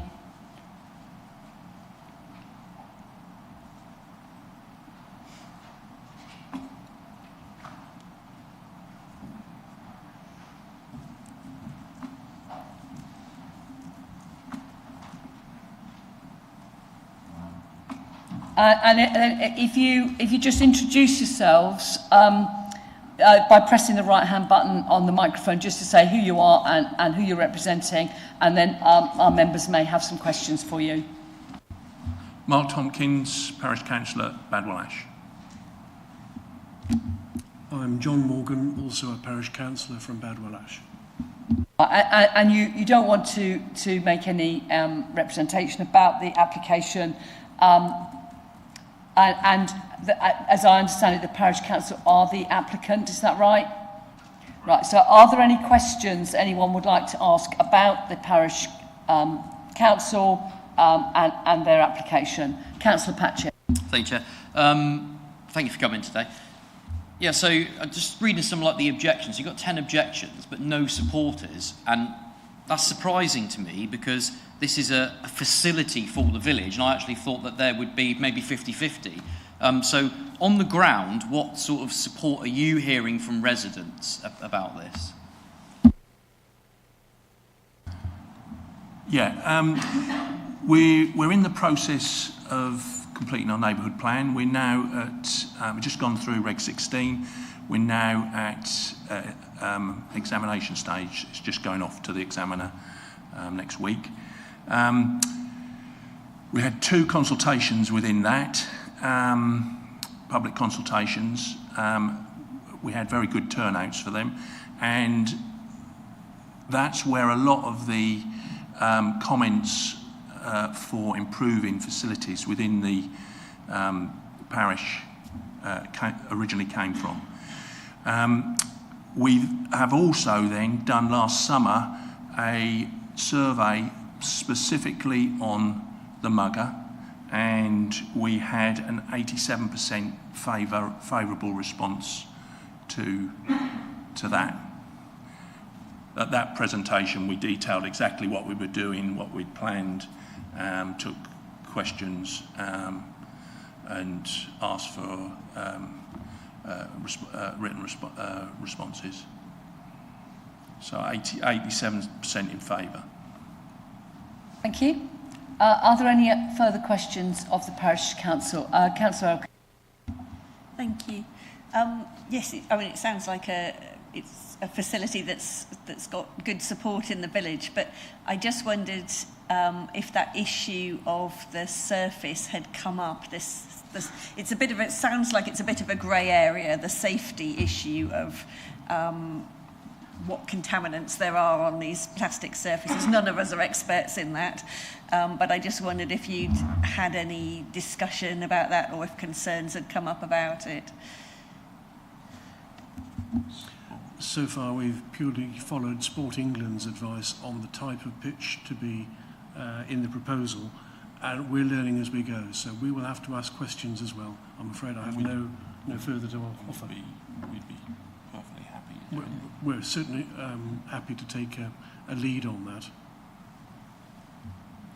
Thank you.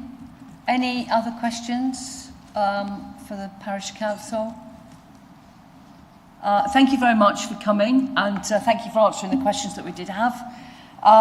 So we don't have an objector or a supporter or the ward member. So I now need to open this item up for debate. anyone like to make a start?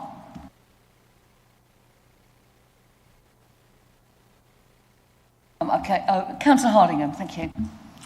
Just to say, I sympathise with the neighbours who anticipate an increase in noise and disturbance going forward.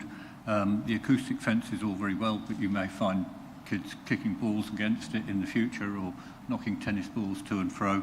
I would hope that there will be some monitoring of use and the level of intrusion for neighbours so that their quality of life is not impacted severely. Thank you. Councillor Patchett? Chair, am I allowed to ask a question? Can I go back and ask a question to the parish? Is that allowed? With my permission, yes. Thank you. If you ask your question, and then I'll ask one of them to... Oh, they're still there, aren't they? They haven't gone. They haven't gone. So I thought for a minute they'd gone. Okay. What was your question? Yeah, so you know earlier on I spoke about the long-term servicing plan. So could you just please just run me through how much you think it's going to cost to service sort of per year? Because AstroTurf I think needs it twice a year. I'm not sure that is actually a planning material consideration. Actually, we're you know how they're funding it. It's not really our business, I'm afraid. So although it might be interesting for you to find out. Well, it's not interesting. If they run out of money and it goes into disrepair in 5 years' time, and then it's just an eyesore and it's completely unusable. But then so would an unkempt playing field also be. You know, if they didn't afford to maintain their playing field, it would still be unkempt. So I don't really think that is a planning matter. Have you got the money to service it? I think Ian. Just to say, I think that I'm going to go. You're right to be cautious, Madam Chair, but I think the parish council are eager to answer, and also I think it is a reasonable question to ask: is there a risk of bad environmental consequences arising in the future if something goes wrong? If we put it that broadly, so. Okay. Well, we'll allow you to ask the question. So, do you want to just ask it again, or are you happy that you know what you're being asked? Yes. If you'd like to have a response, then. Yeah, we're currently, we've done some provisional, we have a finance officer. The finance officer has done some provisional costings on that, and she's currently doing final stuff for us at the moment. So we haven't got, we've got partial costings for it, yes, for maintenance, because we're looking at putting a maintenance. We have a maintenance contract for the playing field per se, for grass cutting and maintenance of equipment. We're looking now at tagging something on to that contract, but I haven't got the knowledge of what she's done. But what I know, that is in process. So it is being taken into consideration. Yes. Yeah. Yes. Thank you. Anyway, we're on the debate. So has anyone else got any comments to make about this application? Councillor Warburton? In favour of the application. I think it's really beneficial to the community to develop the sports facilities. Artificial turf is very, very attractive. It looks good, at least for the first 7 or 8 years it looks good. But in terms of maintenance it's much easier, and there's obviously sort of environmental arguments about that, and it doesn't need watering. But it does have a life expected. It does wear out. And we did have quite a lot of discussion about the shelf in Stowmarket and the choice of playing surfaces there. And I think the gist of the arguments that the playing surface should be fully recyclable. A lot of them are sort of combinations of latex and plastic, which a bit like Tetra Paks have to be separated and virtually and the other is about the use of rubber crumb as an infill, and I remember specifically in shelf about the shelf proposal where we thought cork as a refill material was much better because it is biodegradable, and so that is And there were questions about the lighting, which I think there's no proposal for the present at lighting, and that's subject to a further planning. So we don't want to get ourselves into a knot like the petrol stations, so we want to really sort of tie that down, that's got to be, we don't sort of...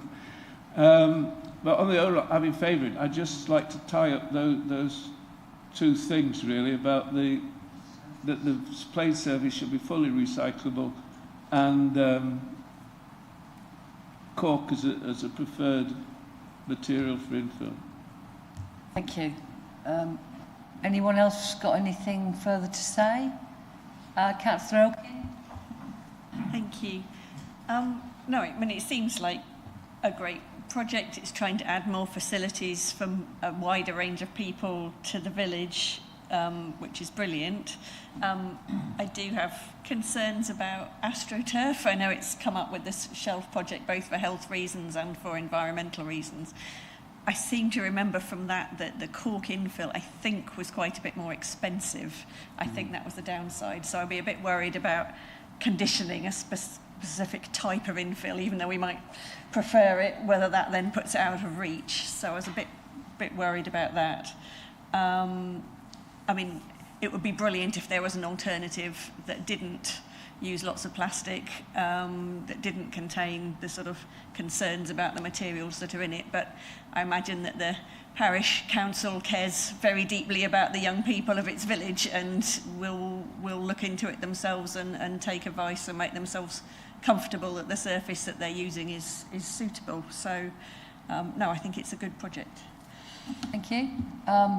I'm fully supportive of the project because I think Badwell Ash does seem to have had a significant number of new houses, significant number of new families moving in, and it isn't. You don't have a particularly big playing field, and I think that having this mugger is probably quite an effective use of space. But I'm a little bit concerned about the acoustic fencing because I think it might look quite unattractive, and it'll be sort of as you go past the village hall. Through that, what you've existingly got the fence, and then your little picket fence, and then you'll have this great big acoustic wall. And I don't, okay, there are some houses that have been built then where the old school was and nearby, but they've moved into next door to a village hall where presumably you have events with live music and stuff like that, and it is next to a kids' playing area. So as I understand it, the planning recommendation is that there is a condition to make sure that the acoustic fence or whatever is to be come back to planning committee.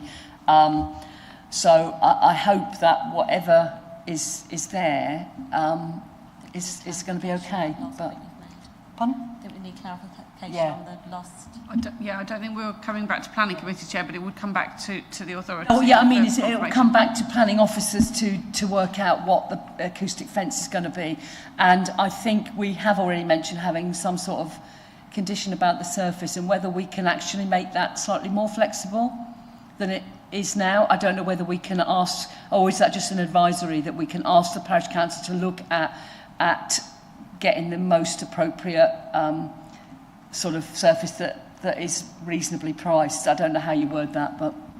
Yeah, I wouldn't necessarily include the price in the condition, but in terms of the final surfaces to be agreed, that is fairly straightforward as a condition from a planning officer's point of view, as we will get to know what the actual detail is.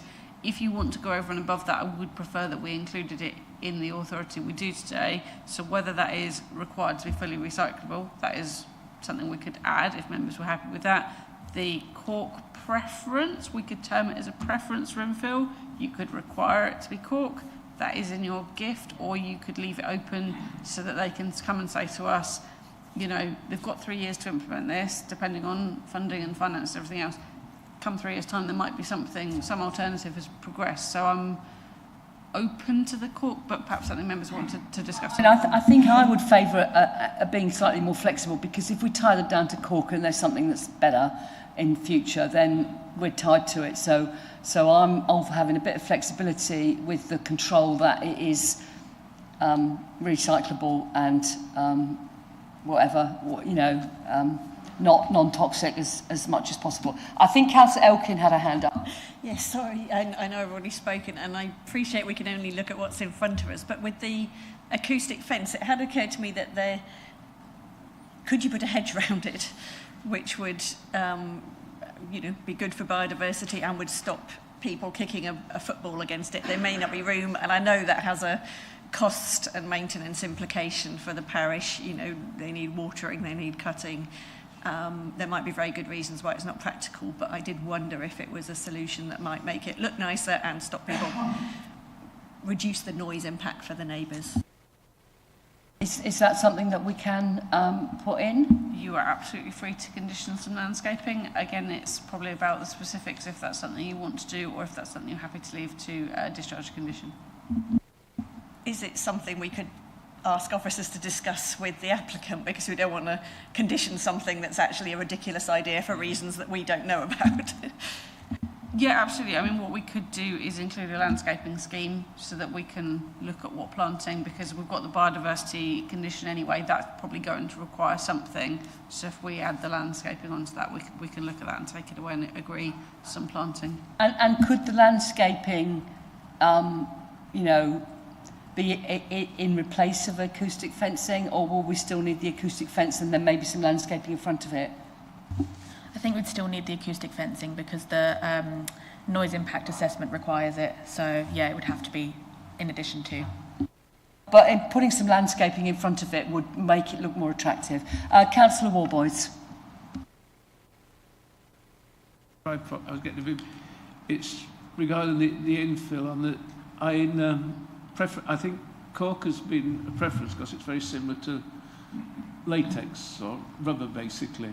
And the rubber infills that are about to be banned anyway across Europe. So that's the controversial infill. I mean, it's like, I'm not sure it is made from chopped up tyres, but it's the equivalent of putting chopped up tyres over the plain surface, which are indestructible.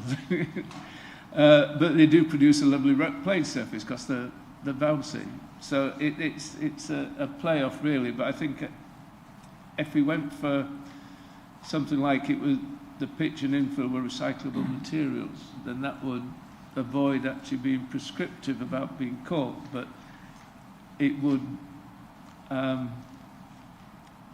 ensure that latex and rubber isn't being used, because that then conform with future proposed regulations anyway. Thank you.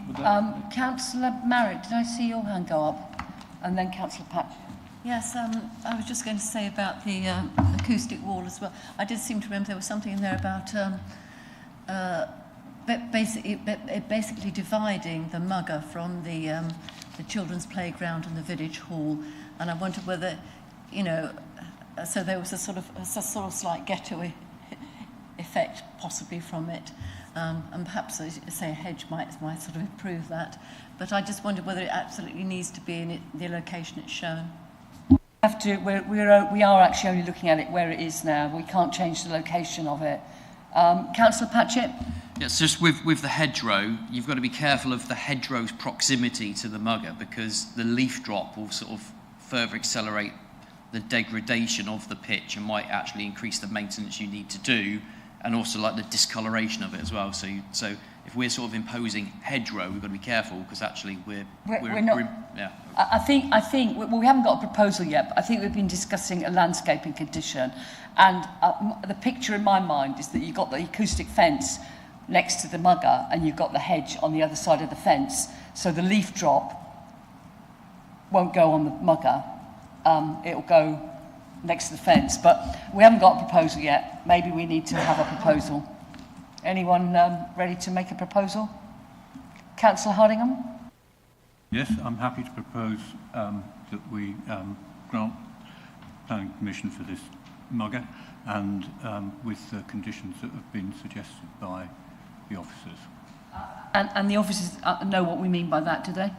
Do you want to just check? If I just check that they've got them on. So we've got the approval as recommendation on pages 90 to 91, and the additional conditions with the management plan that Nikita mentioned, the details of the proposed fencing to be agreed, the final surface to be agreed and required to be fully recyclable materials, and a landscaping scheme. Yes. Thank you. We have a seconder. Thank you. Councillor Warboys. Anybody else wish to make any comments on this application now that we have a proposal on the table?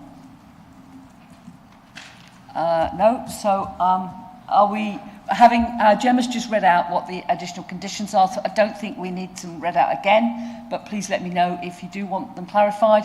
Otherwise, I'll ask the Governance Officer to conduct the electronic vote. Thank you, Chair. Members, that vote is in progress.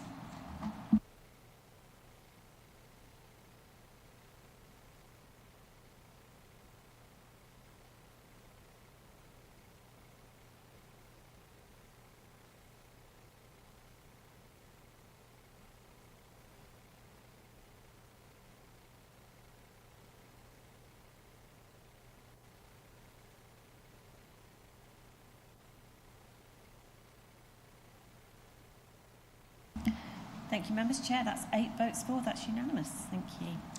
Thank you. So it's 11:45, and we've got one more item to go. I was intending just to go straight on with this application unless anyone desperately needs a comfort break. If not, we'll go straight on to item 7B, DC 23-04644, land west of Blacksmiths Lane, Stonham. Councillor Hardingham will be moving across to the ward member area, and I think we've got Jasmine. Thank you very much, Madwell Parish Council. Good luck with your project.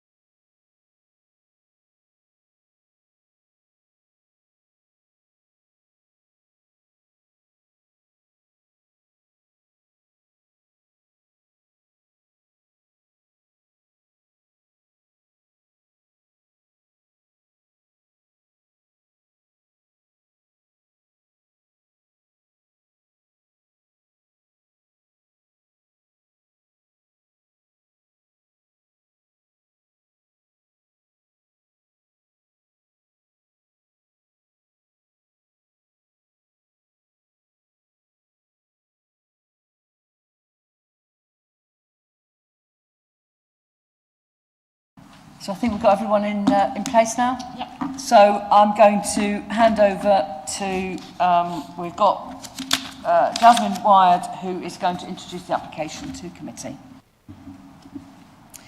Thank you, Chair, and good morning, members. I'm presenting an application at Blacksmiths Lane, Earl Stonham, for the erection of a solar farm with associated infrastructure and landscaping. As a verbal update, following a review, the application site is entirely within the ward of Stonham and is also not within the Stow Upland neighbourhood plan area.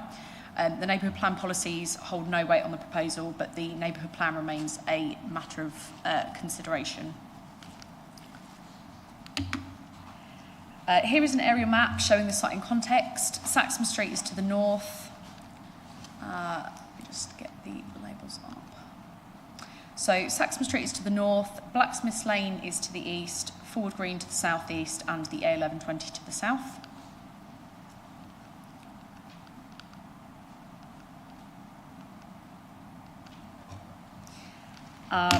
Here is a wider aerial view to show the site in further context. The site is located within an area of countryside to the east of Stow Upland. Middlewood Green is located to the northeast. The site is an irregular shaped parcel of land comprising a number of agricultural fields and measuring approximately 35.2 hectares. In terms of constraints on the site, there are public rights of way, including permissive paths which transect and border the site, shown by the green dashed lines. There are no landscape designations and no trees on site protected by any sort of tree preservation order. There are no listed buildings within the proposed site, but there are a number adjacent along the local highway network. So looking to the north of the site are Grade 2 listed buildings to the east, which are shown by the orange kind of blocks. The northern one is Cherry Tree Farmhouse, and Jockey's Farmhouse is to the south. Looking to the south of the site, there are then several public rights of way, all of which are footpaths. Further Grade 2 listed buildings are located east, being Water Run Farmhouse, and south, which are Wayland Cottages and Spools Farmhouse. Here is the site location plan with highway access taken from the south and to the east. This is taken from the noise assessment and shows the location of the nearest residential receptors. In terms of walking routes within the area, there's a mix of public rights of way and permissive paths which run adjacent and through the application site, so shown on the map by the blue line. Here is the proposed site development zone plan, showing development zones where panels will be located and other areas where there are separation distances. This is the proposed site layout plan, which is indicative at this stage, with the final layout to be submitted by condition. In terms of access arrangements, as I mentioned earlier, there are two separate access points to serve the site. The one to the east onto Blacksmiths Lane would be the operational access, and to the south onto the A1120 would be used as the construction access. The proposed landscape strategy includes grazing seed mix sown under the panels, meadow seed mix sown to the field margins, tussocky grassland seed mix sown in the southern parcel, new native hedgerows, new native woodland and existing vegetation to be retained and enhanced. In terms of BNG on the site would provide a 21% gain in habitat units, 119% in hedgerow units and 92% in watercourse units. A new permissive footpath is proposed to connect from the existing public right-of-way shown by the dashed black line. This would run from the southwest boundary of the existing permissive path on the western boundary. This is again to be secured by condition. The following slides show details of the infrastructure on site. So here's a cross-section of the solar panels showing a maximum height of 3 metres. We then have the stock fencing, which is 2 metres high, and CCTV cameras, which would then be 2.5 metres high. And here's the D&O substation measuring 4.1 metres in height.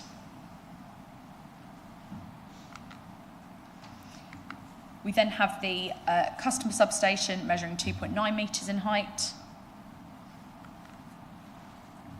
And inverter and transformer units, again measuring 2.9 metres in height. The following slides are photo montages taken from the landscape and visual impact assessment. These are taken from Blacksmiths Lane by Cherry Tree Farm. The top image shows the existing view and the bottom image shows the view at year 1. This is the same view but at year 10. As you can see, the landscape has matured and the panels are hidden. These are then taken from the footpath to the north of Wicks Green. Again, the top image shows the existing view and the bottom image shows the view at year 1. We then have the same view at year 10. This view does not change as no planting is proposed within this area.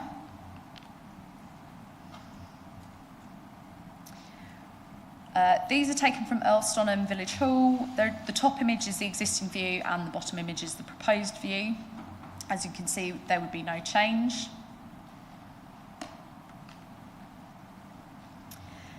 These are then taken from the footpath east of Saxon Street. Again, the top image shows the existing view and the bottom image shows the view at year 1.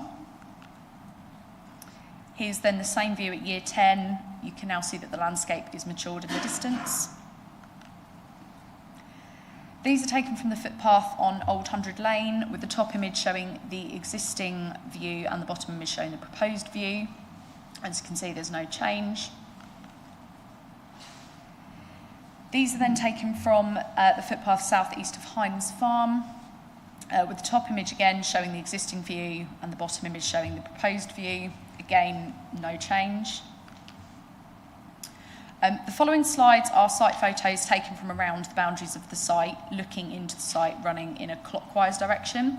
The location where the photos were taken are shown by the blue dot in the bottom right-hand side of the screen. I don't plan on discussing these in any great detail because there are quite a few. I will just work through each slide and give members time to just have a look. And this is just to give an idea of context and existing boundary treatments.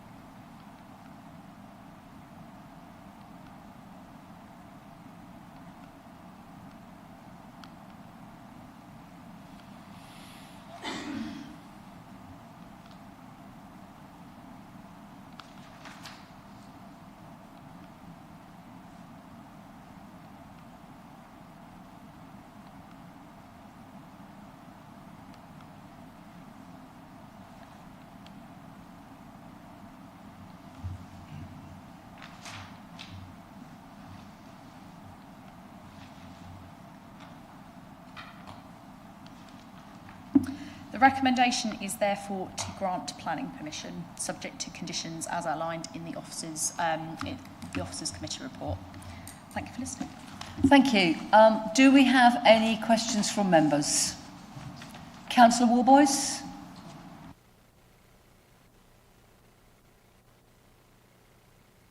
It's producing energy for 9,642 homes. And do we check this ourselves independently, or do we just base this on the applicants' figures?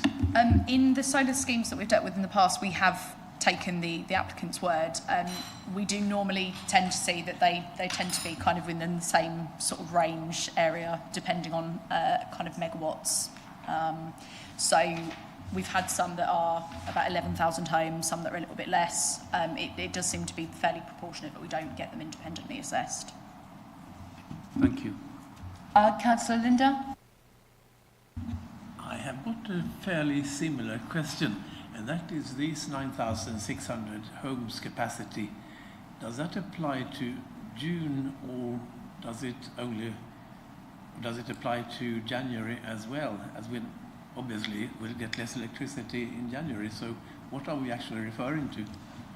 That might be a question that's better asked of the applicant, who I believe is here, because it's obviously very technical. Yeah, I mean, I would just assume that they have a sort of average annual use it's per an house, annual, and it's what the average would be, but I suspect he may be able to clarify. Councillor Marriott. Hello, in the second photograph, it showed a sort of a rising land in the distance, and it was said that there was going to be no landscaping to counter that. I wonder if that could be reconsidered, because I think that, whilst sort of seen at a distance, it would be quite intrusive onto the viewpoint, and some trees might make a difference. Thank you. I think that's something that, again, you may want to ask the applicant agent, just to see if there's a proposal or a possibility of doing that. I know that that's something that Place Services Landscaping, I think, possibly put forward a suggestion there, so it might be something that members wish to look at and condition. Any, Councillor Elkin? Thank you.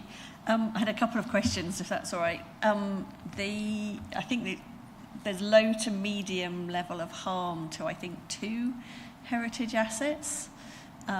So I just wondered, I know your report's clear that in the planning balance, the energy generated offsets that harm, but I just wondered what efforts had been made to kind of mitigate that harm in terms of the design, how far back the panels are set. Is it about their setting in the landscape? Is that the harm that's being caused? Yes. So you'll tend to see on a lot of solar schemes, the harm arises from the kind of erosion of a rural agricultural setting. So although I believe that there are setback distances that have specifically been made in order to mitigate some of the harm from not only listed buildings, from residential properties as well, which does help, it will never fully mitigate and remove that harm. which is what's explained in the officer's report. Thank you. And my other question, well, I've got two. One was about the public rights of way. I think in one place it's going right through the solar farm, but it looked like panels weren't in that area. The permissive track looks like it's going around the edge. I just wondered if you could take us through any sort of boundary treatment. Are people going to be walking through panels? Are there going to be hedges? How narrow is it going to feel? Yes, I don't know if you could go back for me. Thank you. Right. Sorry, this might take me a minute just to find it. Sorry. I was going the wrong way, sorry.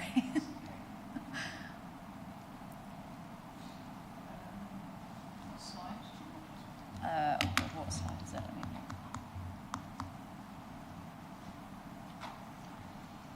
I think it's slide 13, please. Yeah, please.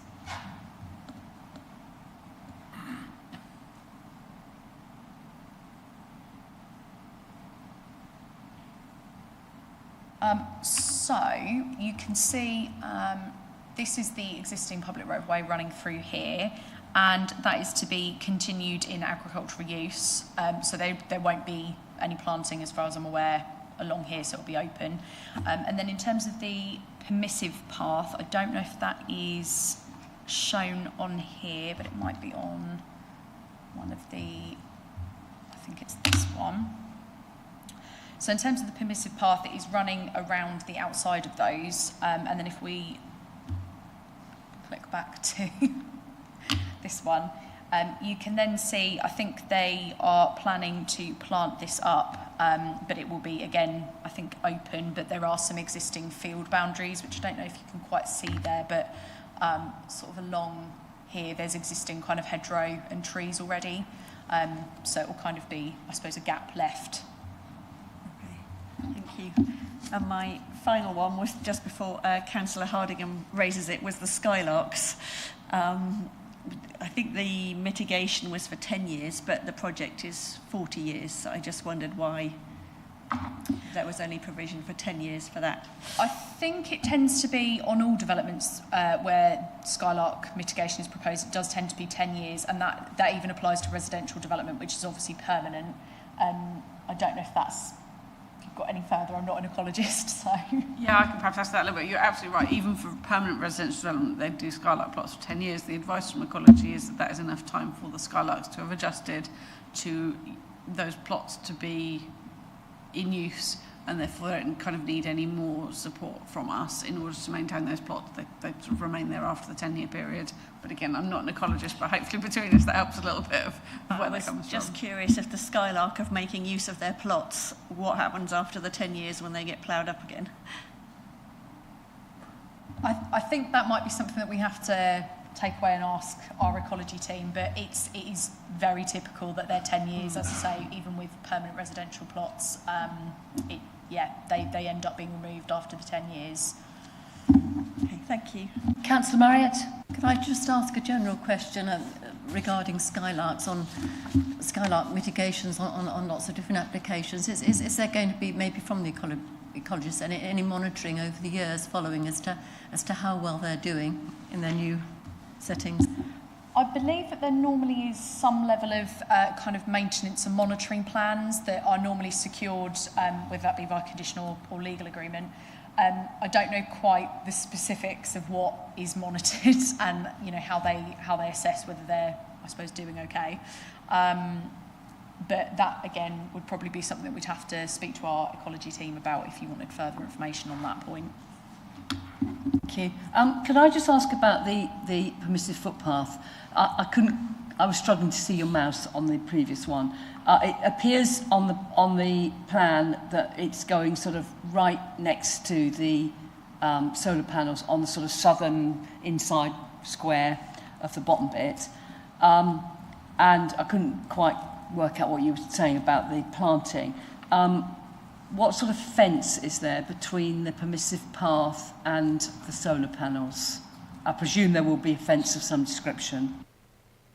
I believe it will be kind of the stock fencing that we showed up on the screen earlier. That might be something just to ask the agent about, though. And I'd also just like to clarify the fact that this is another Rochdale approach application which we dealt with we dealt with something similar a couple of months ago.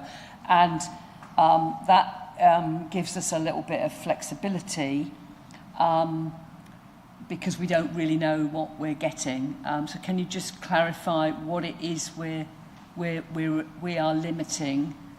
Because there may be some changes to what is actually put on in the ground. Yes. So in terms of the Rochdale envelope approach, essentially, I don't know if Alyssa, you could put the slides back up for me, and specifically slide 7, if possible. Okay. That's fine. Oh, that's fine. I'm not far off. Brilliant. Okay. So the idea is that this is the development envelope.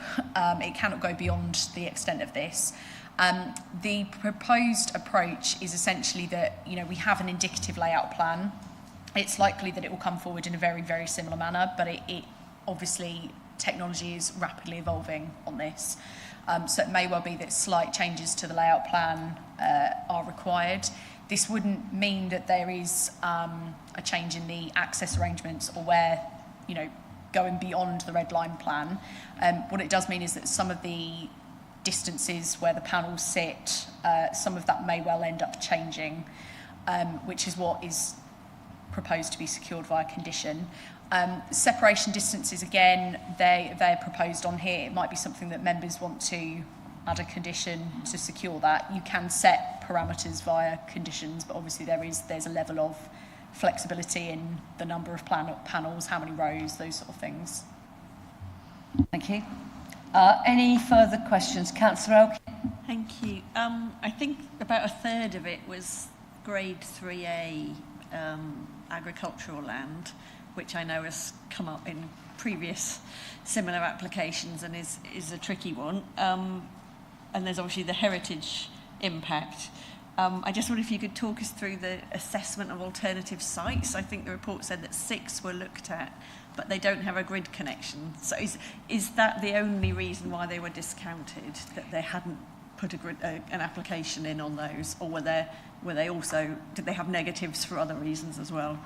So I believe that one of the key stumbling blocks is a grid connection, and it has been shown through several different appeals that we've had on solar schemes that essentially if there is not a grid connection in place, it cannot be considered a viable alternative.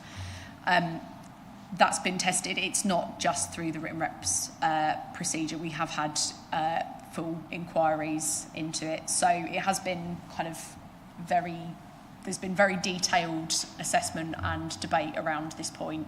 And that's kind of where we've had to end up because we've got these kind of appeal decision precedents. It's very difficult to demonstrate as well that there would be potentially viable alternative sites based on the fact that there are a number of constraints that you might not realise until you go in to do soil testing or fully assess the impact with heritage assets, because obviously we have got a lot of heritage assets across the district, and there normally is one that is affected by something. It's a difficult assessment to go through. But it essentially is one that we've had to slightly concede on the basis that none of them have viable grid connections, and there are grid connection reforms coming up as well, which is making it even harder to get grid connection agreements in place. So it's a difficult one, but that's kind of where we're at with it. Councillor Linda? I wonder who will be responsible for the decommissioning, and also who is going to pay for that in 40 years' time. Companies go bust, they come and go. So will there be a condition put on this company to, on an annual basis, set aside money in a separate fund to provide for the means of decommissioning? So the decommissioning would be a condition. It's imposed on the planning permission. It's not a personal planning permission. So if the applicant sold on the land, it would move with the land. It is something that, you know, in 40 years' time, the onus wouldn't be on us to do that. It would be on the applicant and the operator. I think if there was ever a point where the business went bust, I presume it would end up being an enforcement matter, which is something that obviously we can't speculate on what may or may not happen at that point, but that would be for our enforcement team to then get involved. But the idea is that's on the applicant and operator. So we can't impose conditions that the applicant sets aside an annual sum starting from the date of using the site? No. Okay. Councillor Warburton, did I see your hand go up? Okay. Any further questions, Councillor Elkin? Yeah, it's just on that one. I thought previous applications had set aside bonds so many years into the project to cover decommissioning. I know the Eco-Power project is proposing that. I have to say I do recall one, my previous employee Suffolk did that some years ago, but it was some years ago, and I think it's not, the practice of planning inspectors and the Secretary of State recently has not been to require that. Good practice, but not required as that. Thank you. Okay, so if there are no further questions for the officer, I will now invite public speakers to address the committee. So first of all, we have Mark Gillett from the Parish Council. If you would like to press the right-hand button on your microphone, I will time you with my high-tech 3-minute timer, and then afterwards you may have some questions from the members. Thank you. Okay, thank you. Yes, I'm Mark Gillett. I'm Councillor Mark Gillett, the Chair of Earlstonham Parish Council. Thank you for the opportunity to address you this morning. When you consider the matter before you now.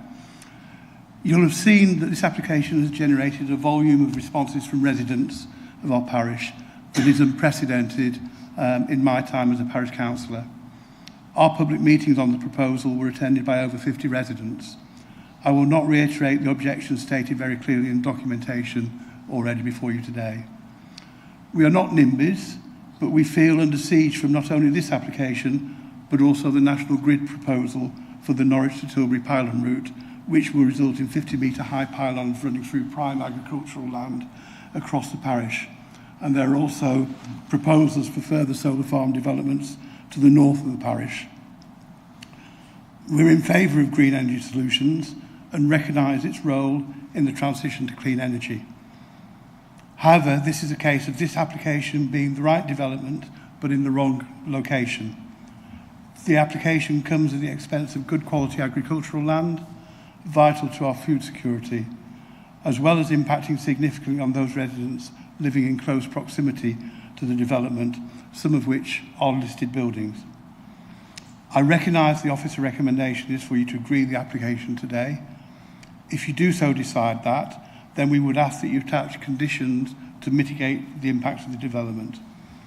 These were detailed in the Parish Council's written objection to the application, as well as those of other respondents. And in particular, we would ask that all residential properties should be at least the same distance from the solar panels as proposed for Spong farmhouse itself. That's sometimes also called Spall farmhouse. The highways condition that all construction, maintenance and deconstruction traffic uses the Spong farm access, and not Blacksmith Lane. Blacksmith Lane is a single track road and is already subject to significant complaints from local residents about speeds on that road. We would also request that other site access is also from Spong Farm. For example, delivery and removal of any sheep and the daily lookering requirement if livestock are on site. And we'd also wish for that to be the main route for the ongoing maintenance of the site rather than the proposed access via Blacksmith Lane. Clarity about responsibilities for water management and ditch maintenance where these appear to lay outside the perimeter of the solar farm. Regular flooding is already an issue on Blacksmith Lane. And then lastly, the sewer infrastructure. which is problematic. We are on a pump system in the village, and that is often problematic. And this must remain outside the solar farm perimeter fence, as 24-hour access is needed for that. Thank you. Thank you very much. Well timed. Any questions from members to the Parish Council? It might be one that the officer needs to put a map up, because you referred to a farm, and I wasn't quite sure about the distances from residential properties, and I just wonder whether the officer can show us which farm it is you're talking about, and so that we can sort of see what impact it would have if solar panels were that same distance away from all residential properties, because I need to see it visually. Thank you. Sorry. So I believe the farmhouse you mentioned is down here, and this is a separation distance that's achieved here, and I believe that they're concerned about possibly this bit. Obviously, there's already a large setback distance here as well.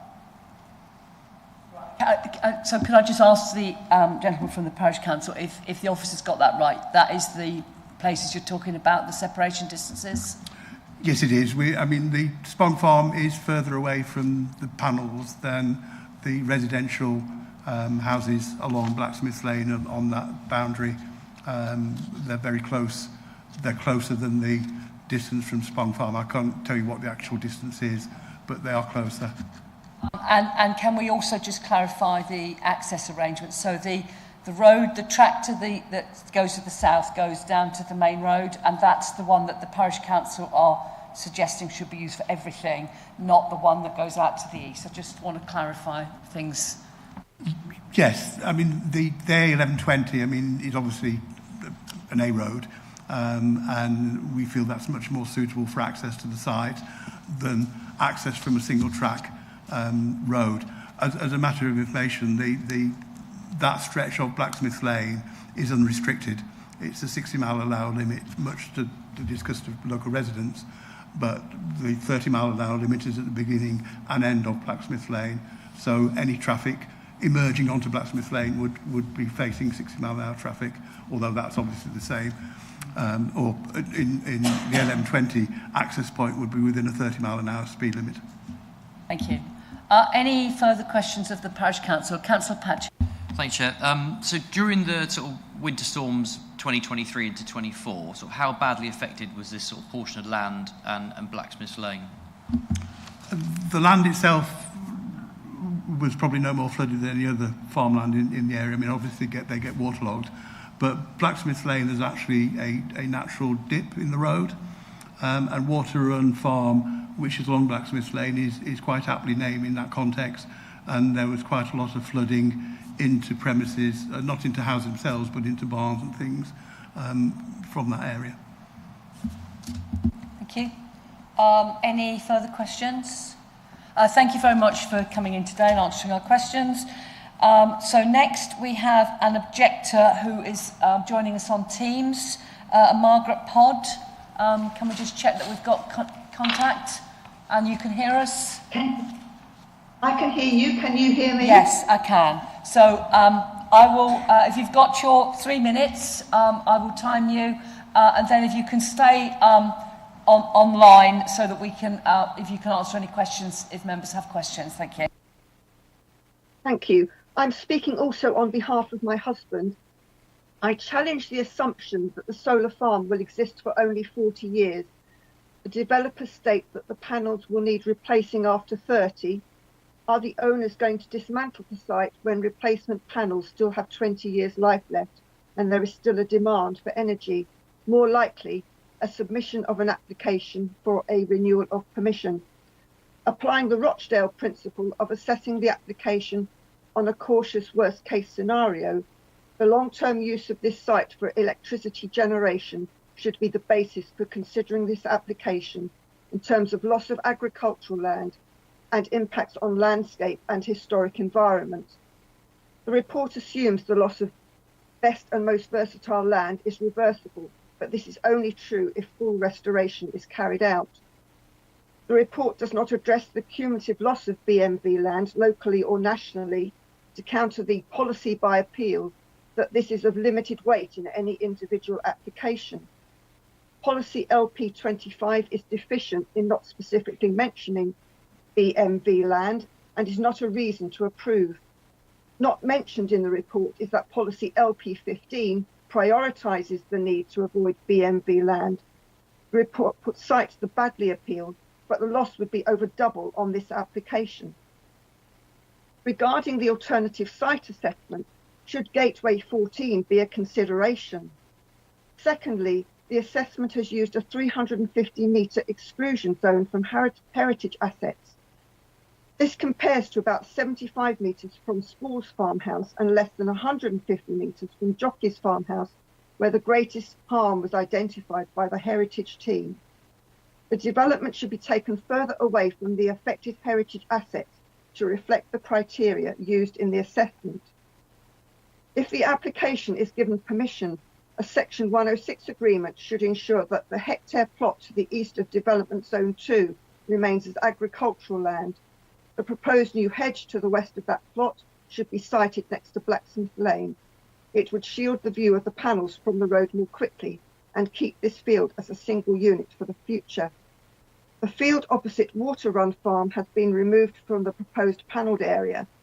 It is unsuitable for skylight mitigation measures and should be taken out of the red line area. Site restoration, the landscape and visual appraisal by Vietto states that some of the underground infrastructure would be left in place on decommissioning. It is essential that all infrastructure is removed, as the land will need to be at least mould drained before it can be returned to cropping, and new pipe drains installed where drains have been damaged by pile driving for the solar panel frames. Any subsurface cables, etc., left in situ will not be deep enough to allow such restorative work to be carried out. To reiterate the issue about flooding in Blacksmith Lane, and a ditch maintenance strategy will need to be agreed between the landowners, low carbon, and all their representative tenants. Are you at your last sentence now? Last two, just to brief. Very briefly, yep.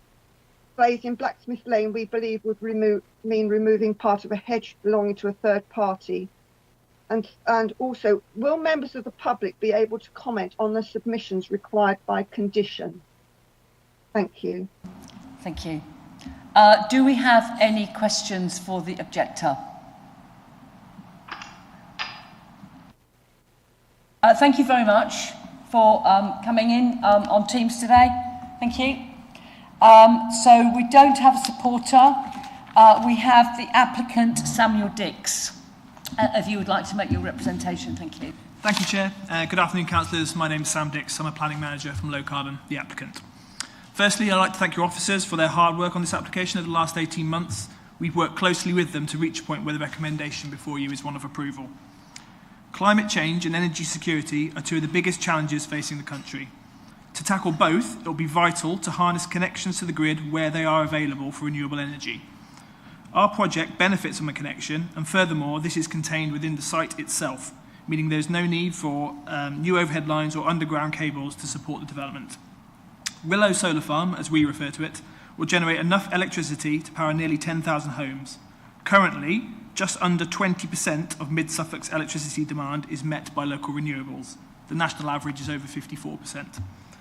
Even with other projects being approved and the rollout of rooftop solar, there's still a big deficit to overcome, particularly when the future electrification of heating and transport is considered. The need to decarbonise the energy sector is therefore becoming increasingly stark. Your council declared a climate emergency nearly 6 years ago, which hasn't been addressed and will persist unless significant amounts of new renewable energy is brought online. That can be done in this location without significant impacts. We do recognise that there are concerns locally, and we have responded by removing the areas of development that are most sensitive, relocating the construction access and substation, and incorporating a permissive path that will provide connectivity for local people. We also work particularly hard with the local Wildlife Trust to provide a landscape strategy that will maximise biodiversity by replacing intensively farmed monocultural crops with grazing grassland, scrub and new hedgerows. The result is a development that has no objections from the local highway authority, local flood authority, landscape officer, ecologist or other technical consultees. As set out in the officer's report, the benefits of the development are extensive and the harms are mitigated as well as they can be to an acceptable extent. Nevertheless, we do appreciate that the project may not be popular locally and that we will need to carefully manage both construction and operation. This is something we are very familiar with as a company, having built several larger solar farms over the last few years. Low Carbon prides itself on being a considerate developer, and many of the suggested conditions in the recommendation would provide you with further reassurances that development can be brought forward sensitively. Councillors, following your officer's recommendation and improving this application is an opportunity to make a meaningful contribution to the fight against climate change and reduce the enduring reliance locally on fossil fuels. Decisive actions are needed and the alternative status quo is not sustainable. For these reasons, I'd urge you to follow your officer's advice and grant permission as per the recommendation. I'm more than happy to answer any questions you might have and some of the questions that were perhaps put to the officer. Thank you very much for your time. Thank you. Councillor Linda, your hand went straight up. Yes, I would like to ask you a number of questions, and the first one is how many homes will be supplied by this site in the month of January? Yep, I won't be able to give you the precise figures for the month, but I can explain in terms of the context to your question there. The best way to think about it is that 9,642 homes is kind of the average across the whole year. So in January, that'll be much lower. In the middle of the summer, it will probably be nearly 10 times as high. It might be nearly 100,000 homes being powered at a given time. Obviously, it dips up and down throughout the day. So during the middle of the night, it's zero. The sun doesn't shine at night. In the middle of the day in January, I couldn't speculate without seeing the sort of latest yield figures in this part of the country, but less than that 9,000 figure. Right. So basically, that lack of energy. Is your mic on? Sorry. Is your mic on? You would need to get that energy from elsewhere in January, and also, as you say, rightly during the night too. Can I ask more questions now, or shall we just pass it around? Do you want to ask one more, and then I think everyone else is lining up? Yes. So next question is, where from do the panels come? Are they imported from China, from India, or where do they come from? So the final procurement decision will obviously come later down the line. Our current procurement is in place with the company from China. That's in keeping with the industry standard. The vast majority of panels come from China. Okay, thank you. Shall we go to Councillor Marriott next? Yes, I wanted to ask my question, which I asked the officer earlier, about landscaping. The second photograph that was shown where the land in the distance was rising and there wasn't any landscaping proposed. I wonder whether that could be reconsidered and perhaps some trees put in there. Yeah, that's something we did discuss with your officers. I suppose there's a balance to be struck in terms of ensuring land that's not panelled can remain for agriculture. And also, I think that the context of that photo is quite important. It's a relatively short stretch of footpath. So it's not necessarily proportionate to put in as extensive landscaping as elsewhere around the site. But to answer your question, yes, it can be. The final landscaping strategy is secured by condition, I believe. So if that's something that members feel strongly about, then we can look to do that.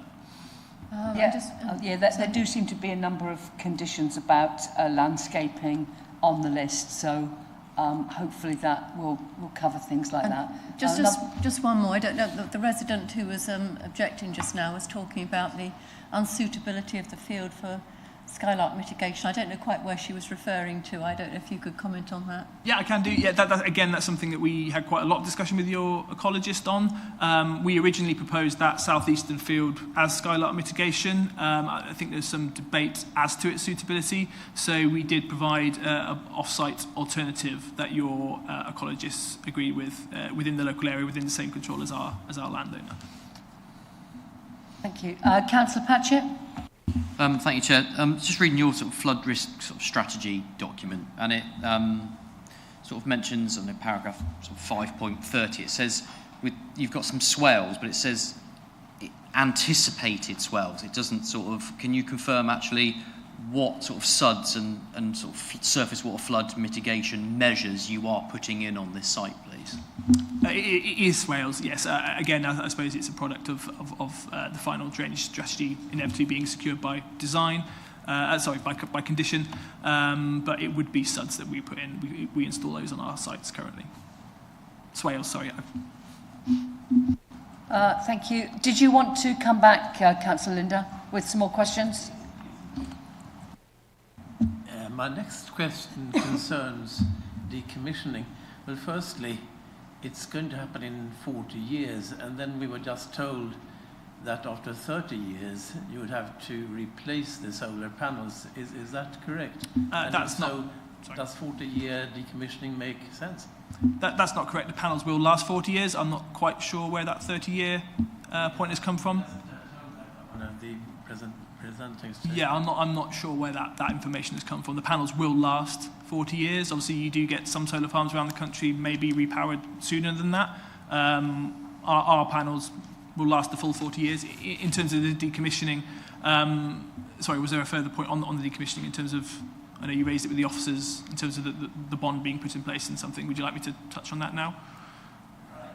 Next question about decommissioning is, would your company be prepared to set aside an annual sum into an independent fund to pay for the decommissioning in 40 years' time?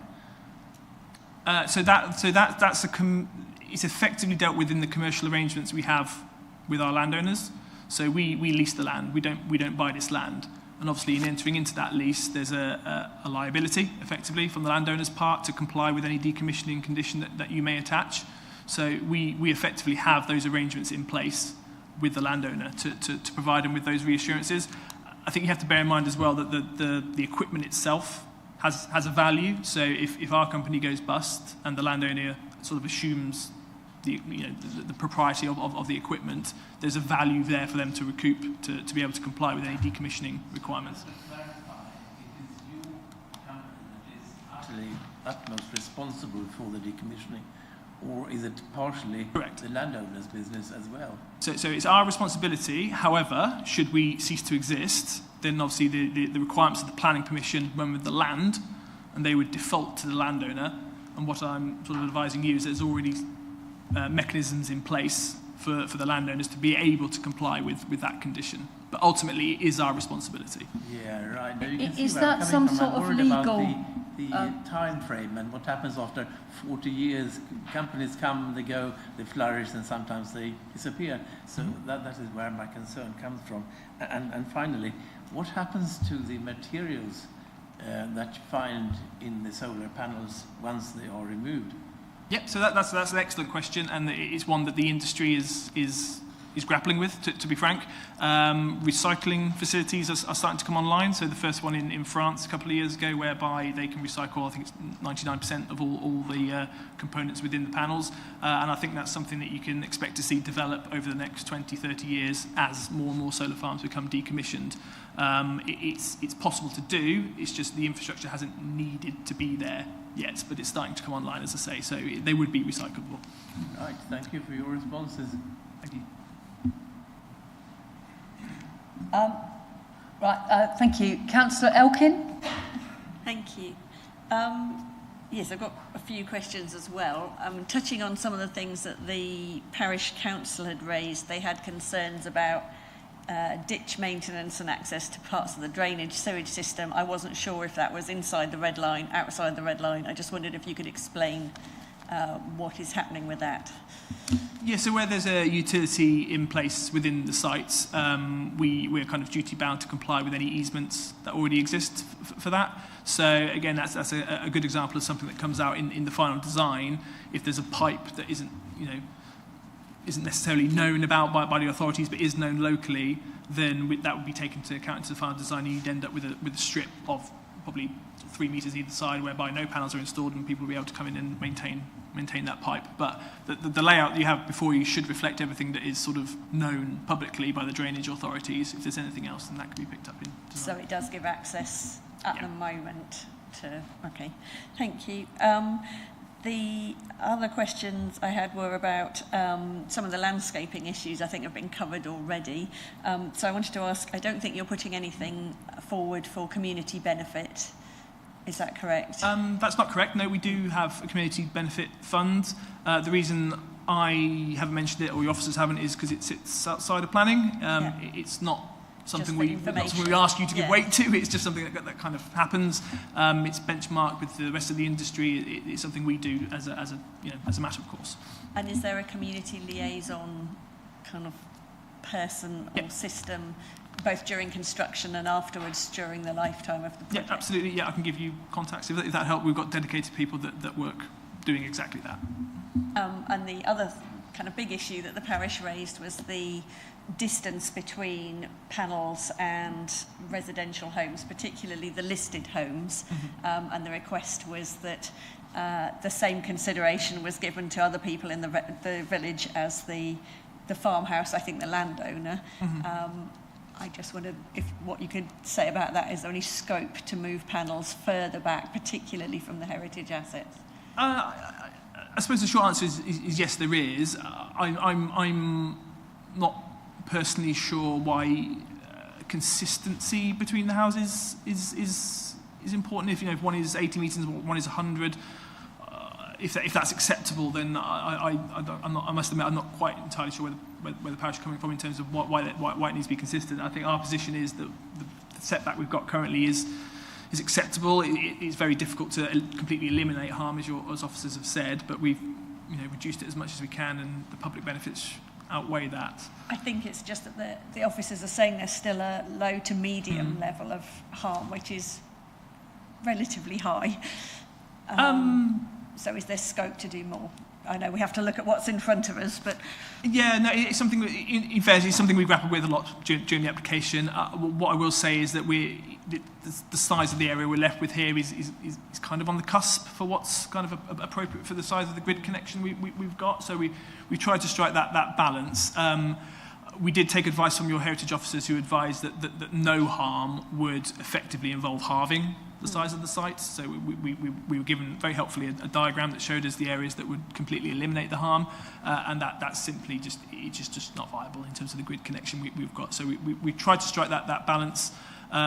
Returning to your question, in the final design, which, as you've heard, is secured by condition, we could perhaps look at that again and squeeze it some more, but it's not going to be the hundreds of metres that you appreciate that, but you are willing perhaps to re-look at whether, because there was quite a big area that's got no panels at all, whether... and then we'll have to look at that as a matter of course. So yes, we're happy to do that with a heritage focus as well. Okay, thank you.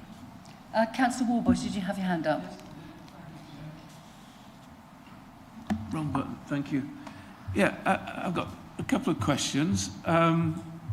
The size of this proposal is 35.2 hectares. That's just nearly 87 acres, which is relatively small.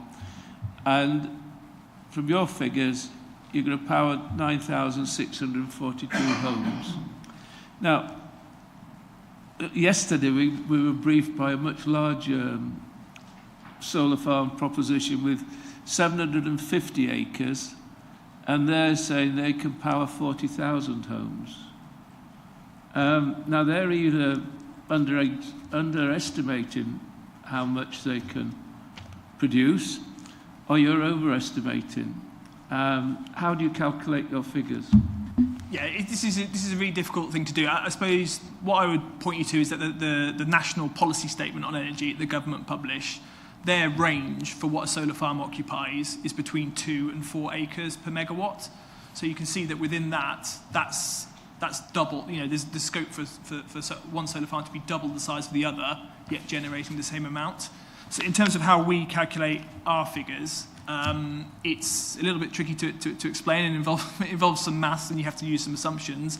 But effectively, if we've got a 30 megawatts project, now theoretically, if the sun shined constantly, then you times 30 megawatts by 24 hours by 365 days, and that would give you a very large number. You have to adjust that to account for when the sun doesn't shine, so throughout the year and during the night, and typically in the UK that's around 11%. So you times that figure you've got by 11% and you get a smaller figure, which is, I do have them jotted down if that would help. So that would be around 29 gigawatts or 29,000 megawatts. Now, an average house uses about megawatt hours, I should say. The average house uses around 3 megawatt hours of electricity a year. So if you divide 29,000 by 3, you end up with that figure, 9,642. So there is a lot of maths involved, but it's to do with the assumptions on when the sun shines and for how much. And typically in the UK, that's around 11% of the. You can understand my question though. We've got two sites literally about 7 miles apart. Yep. With vastly different estimates of what they're going to how many homes they're going to power, which is how we measure the public good, basically. Yeah. So to get down to nitty gritty, the difference will be the row spacing. So the site with the a larger area and fewer homes, they will be using more. We don't really know what the proposal yesterday was. So the gentleman has explained how he calculates it, and I think that's all we can do really. You had some presentation that we weren't party to, so. I see. Yeah. The rest of us can't compare, but obviously it's fresh in your mind. But it is clearly quite complicated. And having now got solar panels on my roof, there is a vast difference in the angle of the sun. From the winter to the summer, it's just phenomenal, actually. What the difference in power you get. So it probably is quite complicated, but they've got to use a model. Do we get any checks from the planning department about the model that they use to quote the number of homes? We do work with various consultees on their advice on what they think of the solar panels, so yes, to a degree. I suppose my point was more about the yesterday perhaps, which is that scheme will have different tech, it will be a different position, and I did note it does include battery energy storage, so you probably can't compare. I think we're into apples and pears, if I'm honest, and I was going to say, much as you said, Chair, we had got an explanation of how they'd done that. But your advice hasn't picked up an error with this number? No, I don't think I've had any concerns raised. Thank you.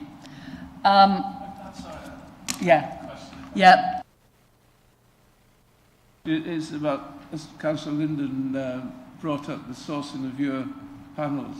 Are you a member of any sort of ethical, or any organisations which stresses that these panels are produced ethically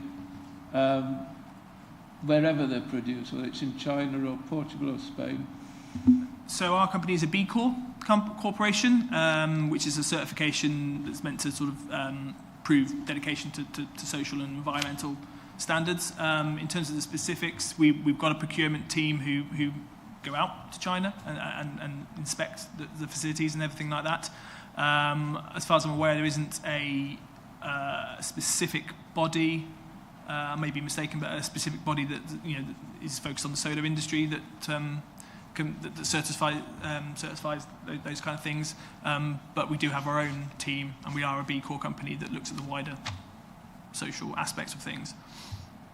But this is just a planning permission for solar panels, is it? We can't specify. It's not specifically for this applicant. So can we actually specify anything about the manufacture of the panels? No, I agree with you, Chair. I think we are edging into other legislation and other things there. This company could sell it to somebody else, and we don't know anything about their procurement methods. So I'm not sure that is a planning matter. I just have a couple of questions myself, actually. Now, in the documentation, it says you're going to plant a grazing mix of grass underneath the panels. So my first question is, are you intending to graze anything under the panels, or is it just that is a common sort of grass seed mix? No, it's always our intention to graze sheep. So I think around 2/3 of our sites currently have sheep on them. It's preferable, frankly, from an operations and maintenance perspective. It's easier to send a sheep in than a man with a lawnmower. It will depend on the availability of a local flock, agricultural area. So I'm sure we'll be able to find somebody. So yes, the intention is definitely to graze the land. Yeah.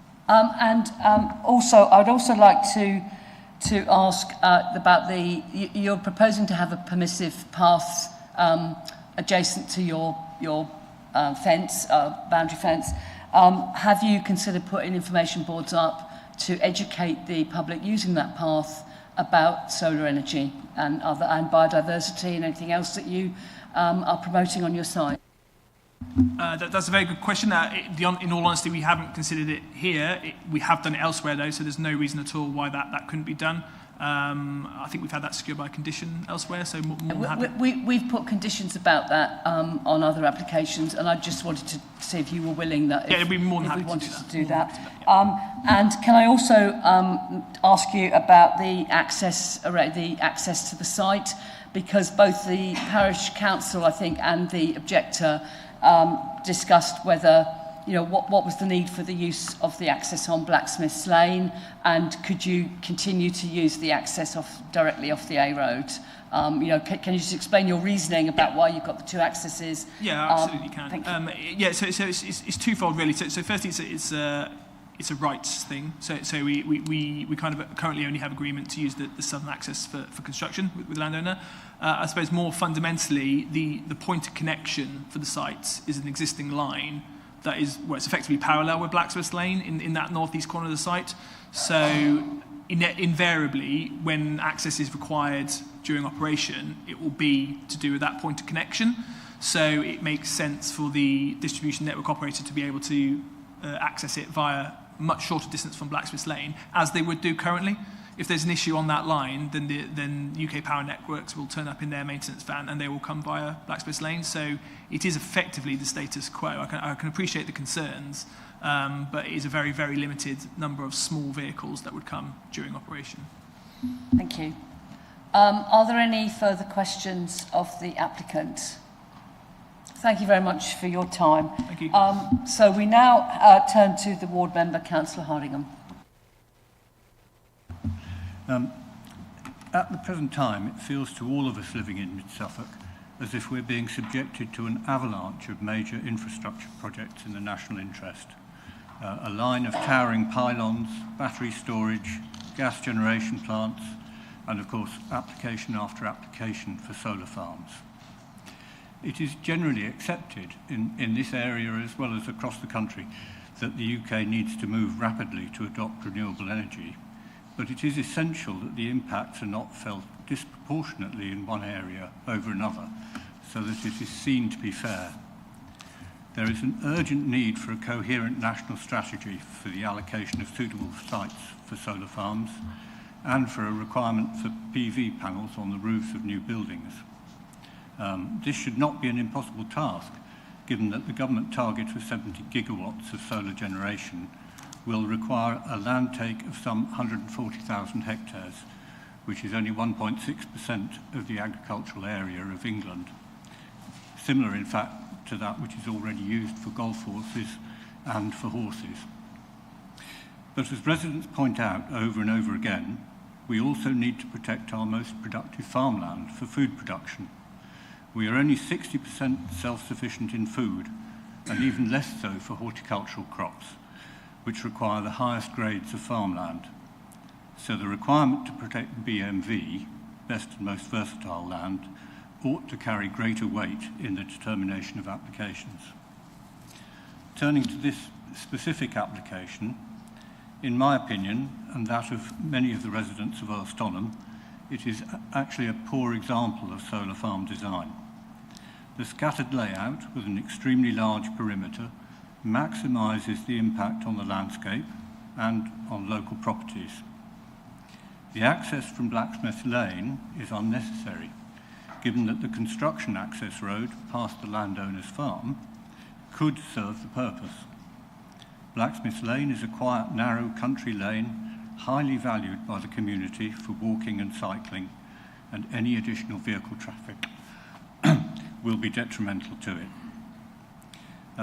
Furthermore, a final point, the new hedge parallel to Blacksmith Lane, but set back from it, creates a new field, which is too small to be agriculturally useful in the future, which would make it vulnerable to development. So it would be much better if the hedge which is proposed there were actually adjacent to Blacksmith Lane, and that small plot of land could be returned easily to agricultural use when the site is decommissioned. Should the committee be minded to approve this application, I would ask them to consider further conditions to mitigate its impact. The decommissioning plan should include a requirement that the site be returned to arable cropping condition and not just to agricultural condition. This would ensure the removal of all subsurface structures as well as what's visible on the surface. All access to the site should be from the A1120 for construction, for maintenance, repairs, for shepherding, and in particular, I would say for decommissioning. If it's necessary for them to come in from the A1120 for construction, the same should apply when it comes to decommissioning. And it would be entirely unacceptable to have large numbers of construction vehicles and diggers and so on coming in 40 years' time to remove the equipment. A livestock management plan should be included to make sure that there is livestock grazing. An annual liaison meeting with the parish council. The agent has already said that there will be a dedicated person to speak to the parish council and residents, but an annual scheduled meeting with the parish council could provide a useful forum for conflicts to be resolved. And ecological monitoring for 5 years to ensure the BNG requirements are being met, including that of the off-site skylark mitigation. And finally, I would ask Low Carbon to take into account the residents' comments about hares. In addition to the badger gates, will they include 30 by 30 centimetre cutouts in the fence to enable hares to move freely? I mean, there are badger gates, but badger gates will not be used by hares. I mean, a hare is not going to go through a cat flap. And hares are the signature mammal on that sort of landscape, the open fields of Suffolk. Badgers are not frequent users of that sort of landscape.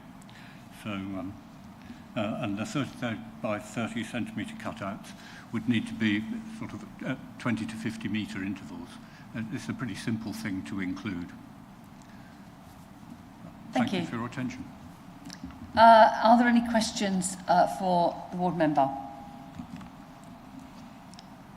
Can I just ask about this hedge that Councillor Hardingham mentioned? It might be something for the officer, but can we just point out where this hedge is, and is the alternative that has been suggested to put it adjacent to Blacksmith Lane, is that even within the red line area? So I believe, I don't know if Alice, you can get the slide up again, thank you.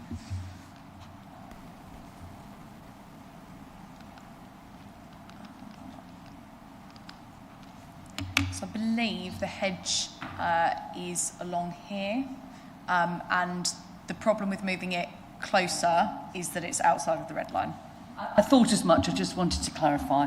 So, in effect, this applicant is suggesting putting a hedge along their boundary of their red line area. So we can't condition hedges outside of the red line area, unfortunately. Are there any further questions for Councillor Hardingham? Okay, thank you very much. So, now need to open this item up for debate. Anyone? Councillor Marion. I think we should go with Councillor Hardingham's conditions that he suggests and incorporate those. I was thinking about the fencing, and I presume that would come under a sort of condition where you agree the fencing and wildlife mitigation, because, I mean, do we just want to restrict it to hares, or should we just have it a bit more flexible? I don't know. Can we have some advice on fencing conditions? Yes, we could certainly word a condition so that it's more flexible. We probably would take some advice from our ecologists on that basis as well. And what were the other? So we've got there was the fencing for the to incorporate a space for hares. I don't know that we can do anything about the hedge because it's outside the red line area. The other condition was related to the access.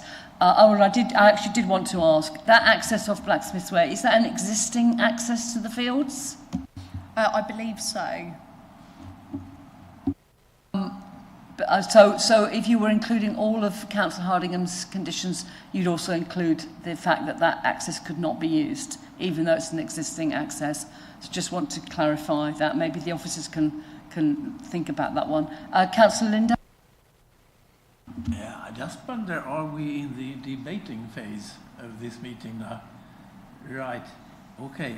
Can I add some conditions that I would like to see imposed if this is passed, and I suspect it will be?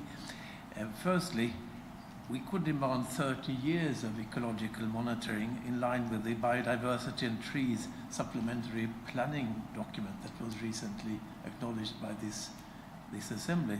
That's one thing we could add. And obviously, as Councillor Hardingham so rightly pointed out, all structures, sub-terrestrial as well as superficial ones, need to be removed. If possible, we could also say that an annual amount of money must be set aside for the future decommissioning. And the main sewer pipe moved, obviously, and the solar panels 200 meters away from all property. So those are conditions I think should be imposed. Personally, though, I am inclined to reject this proposal because I do think, for the sake of getting energy for roughly, say, 4,500 houses in January, we would sacrifice agriculture, land use, and we would sacrifice landscape beauty and value and wildlife. So personally, I cannot support this proposal, but if it is passed, I would like these conditions. Thank you very much. Thank you. Did you want to come in, Gemma? Yeah, if I can, thank you, Chair. I'll perhaps come back to some of the conditions in a second, but just in terms of particularly the kind of distance from solar panels and the access, if they are things members feel strongly about, we're tinkering with the application excessively, I would say they might be reasons for refusal rather than conditions. So to pick up on the conditions, I think absolutely the decommissioning plan could include removal of all substructures. I've got no problems with that, so we make sure it's essentially completely cleared. Similarly, using the access from the A1120 for decommissioning, absolutely fine. Livestock management, annual parish liaison meeting, I've called it hare accessibility fencing for want of a better description. I hope that covers what we need. Fine, but I think the access from the A1120 would go above and beyond what we could condition. And I think the ecological monitoring for 5 years, we've got that under our BNG standard condition. I think that was mentioned about adoption recently. That's part of the national BNG requirements, is that long-term monitoring. So I think we'd be duplicating if we added that one, to just say that's essentially already included. I hope that helps on some of those points. Thank you. Councillor Marriott, did you want to come back? So are you saying that if we didn't like using the access from Blacksmith's Lane at all, then we'd have to refuse it? I think essentially it would need some further consideration at the very least. What I would say is that Highways haven't raised an objection to the use of that existing road and access point, and I think that's just important to note. Question rather than a debate point, really, but it was just coming back to the access. I appreciate we can't take an existing access out of use if that's being used to maintain the connection point at the moment, but could we have a transport management plan just for the solar elements of what's on that land, so that only that had to come off the A road?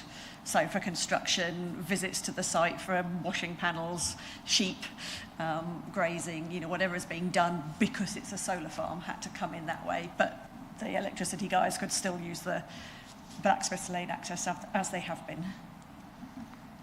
Yeah, absolutely. I think we could be specific that way so that we channeled as much as possible via the 1120, but understanding that if they're putting small vans in for the solar panels, that might be something that's okay.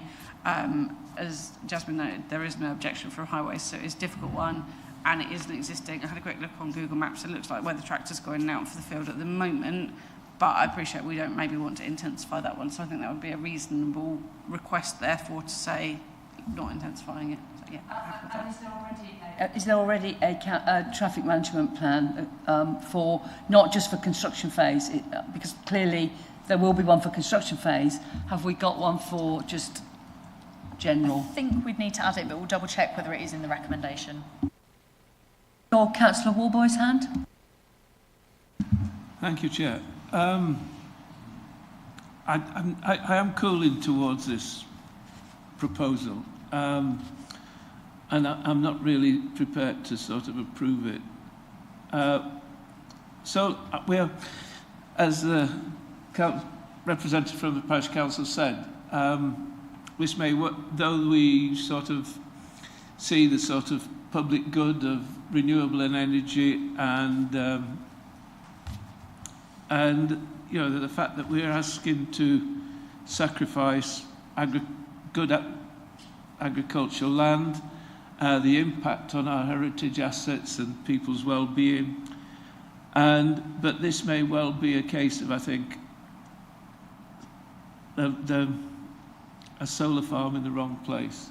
I completely agree with Councillor Hardingham's statement that it's the wrong shape. It's a very wasteful use of land, even though that may follow existing field patterns, but there is some analysis saying that the field patterns are not probably that ancient anyway. But so I have doubts in my mind about the claims for the public benefit. I'd really like to see those figures checked independently. There's a lot of difference between, I've put my glasses on, sorry, 55 houses an acre and what was the other figure? And a lot more. And 111, nearly twice as many. And I can't think that's down to sort of just the design or the planning of the layout of the solar cells. So that's one of my big doubts about this, whether the public benefit has actually been exaggerated in lieu of the fact that we're expected to sort of give up a substantial amount of agricultural land. There is a need for solar farms, but they should be in the best possible places and the best shape and the best design. I've got a question. I'd like to see, there's an element of vagueness about whether the solar panels have been sourced ethically. I think that could be tightened up. And I also think there's a bit of vagueness about the setting up of a bond or a fund to ensure that the land is decommissioned properly and restored to agricultural land. Because again, that is another big selling point for solar farms, that they are temporary and that land is restored properly at the end of the process. So I have doubts about this scheme, so I can't put my hand on my heart and approve it. Okay, thank you. Anyone else? Councillor Marriott? Going back to Blacksmith's Lane again, it's saying here on 4.2 that the access from the A120 will be used for construction, with the Blacksmith's Lane one solely used post-construction, so for maintenance purposes. So are people sort of, is that the case, or were people saying that the Blacksmith's Lane was used for other purposes? Do you want to come in on that? Yes, just to say that is what it's intended to be used for. It is solely for maintenance purposes, and I think if we were to condition it, we could ensure that that's tied into a condition, so it's enforceable if there is a breach. Any further comments to make? Anyone else like to contribute? Councillor Elkin?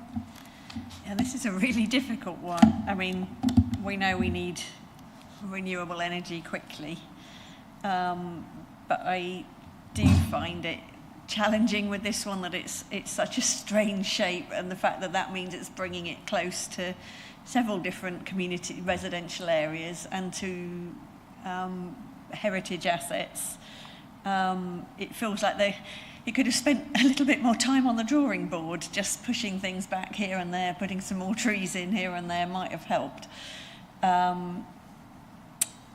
It's just sort of whether there's enough that we can do in terms of conditions to offset the heritage harm. Obviously, the community don't want it. They've made that clear, the parish councillor, the ward member, the objectors. So it's whether there's enough we can do to make it approvable, I guess. Yeah, I'm still mulling this one. Thank you. I must admit, I agree with you about the layout, because when I first saw the plan, I thought, what a sort of hodgepodge of fields. And then I thought, oh, it's one of these cases where whenever we deal with a solar farm, we have to, it always seems to be reliant on where the connection point is. So clearly this is near a connection point. Connection point is adjacent or within the site. And then I thought, oh, well, it's obviously to do with land ownership, and they've only got access to these particular fields. And then you've got the field, that is the actual field layout, and they're leaving the hedges where they are.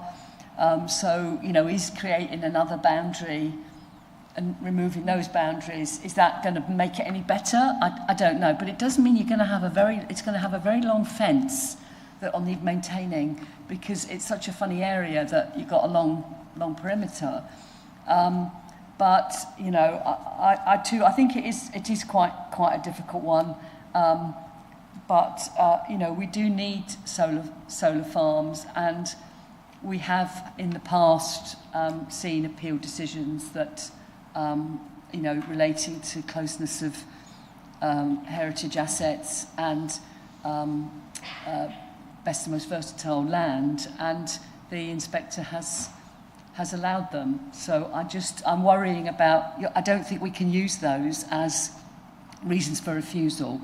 But I did have a thought about the fact that because this is a Rochdale envelope approach, that if they ended up needing to use less space for the panels, can we specify where we want them to draw away from the boundaries? You know, in other words, can we make the, you know, if they need to use less space, can we draw it further away from the listed building and the other dwellings on Saxham Street, I think it was? I think certainly as part of the condition for the submission of the final site layout plan, I think we could certainly tweak the wording of that condition to try and encourage that separation distances are increased from some of those designated heritage assets. And I know none of us feel strongly enough to have actually put a proposal either for refusal or for approval at the moment. But I would be, if we are going to approve, I would very much like to see some information panels. I think if anyone is using those footpaths, let's educate them about solar panels and about biodiversity net gain and about things to do with the development. I think, you know, the more the public are educated, I think the better, really. But as I said, we haven't actually got anything on the table yet. We're just all talking around the subject. So has anybody got anything further to add? Councillor Elkin. Sorry, more talking around, but it got raised, I think it's page 43, the landscape consultant had recommended a copse to screen the public right-of-way. I think Councillor Marriott had raised it. I think the applicant had said they didn't feel it was necessary because it's a short section of footpath, and it would take a while to establish. I mean, we've got 40 years, so the trees will be a pretty decent height by the end of that. And I think probably more impactful is the fact that I know ecologists, all the ecologists I know tend to prefer grassland and scrub to trees, so that might be a reason for not having it. But I wondered if the ecologists feel that trees are useful in that location, is that something that could be conditioned, that there is a copse planted there? Because that will provide cover for wildlife and, yeah, lots of benefits. I think as part of the landscaping strategy, we could maybe specify that there's consideration and I suppose some increased landscaping along that boundary. I think the extent that the landscaping officer was requesting, it looks like it's outside of the red line boundary. So it may well be that we can ask for some along the boundary, but it's probably not going to be to the extent that they had requested. But certainly we would consult with Place Services Landscape and Ecology on the landscaping strategy. Thank you. And the other thing that when we were asking questions of the applicant, they seemed willing to go back and look and see if there could be some gaps, you know, at this phase. I mean, being willing to go back and look doesn't mean yes, we will. But I wondered how we could condition, how strongly can we condition to say we'd like to see bigger gaps around the heritage assets or residential areas?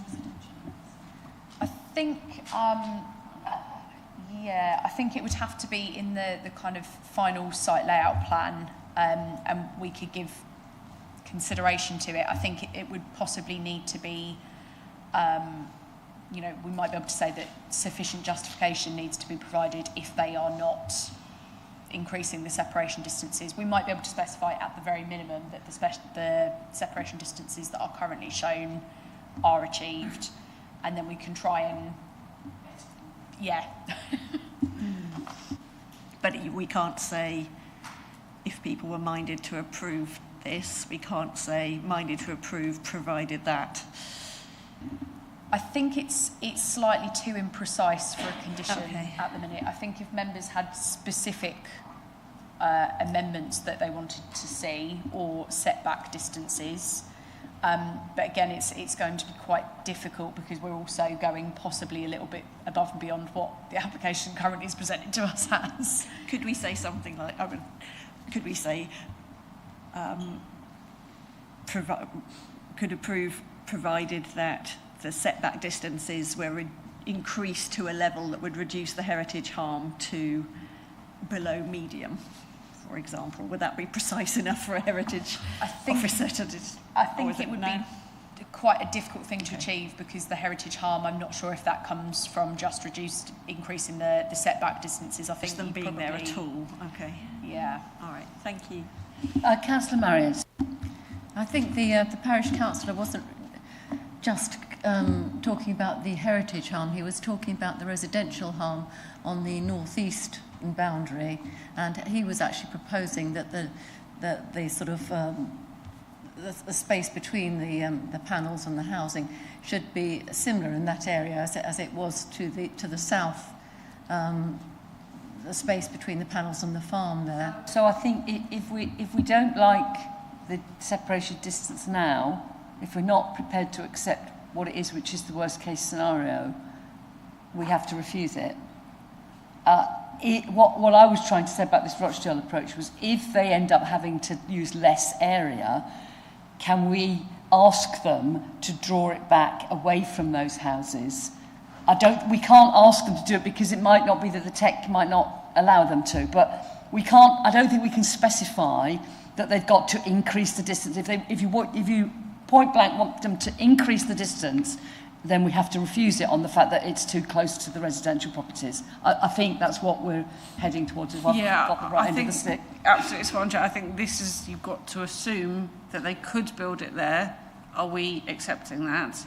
And I think what I would say is, I haven't put any words to it in the recommendation because I think it is covered by the, let me find the condition, sorry, the final, I'm on the wrong page, sorry, it's called something in the conditions.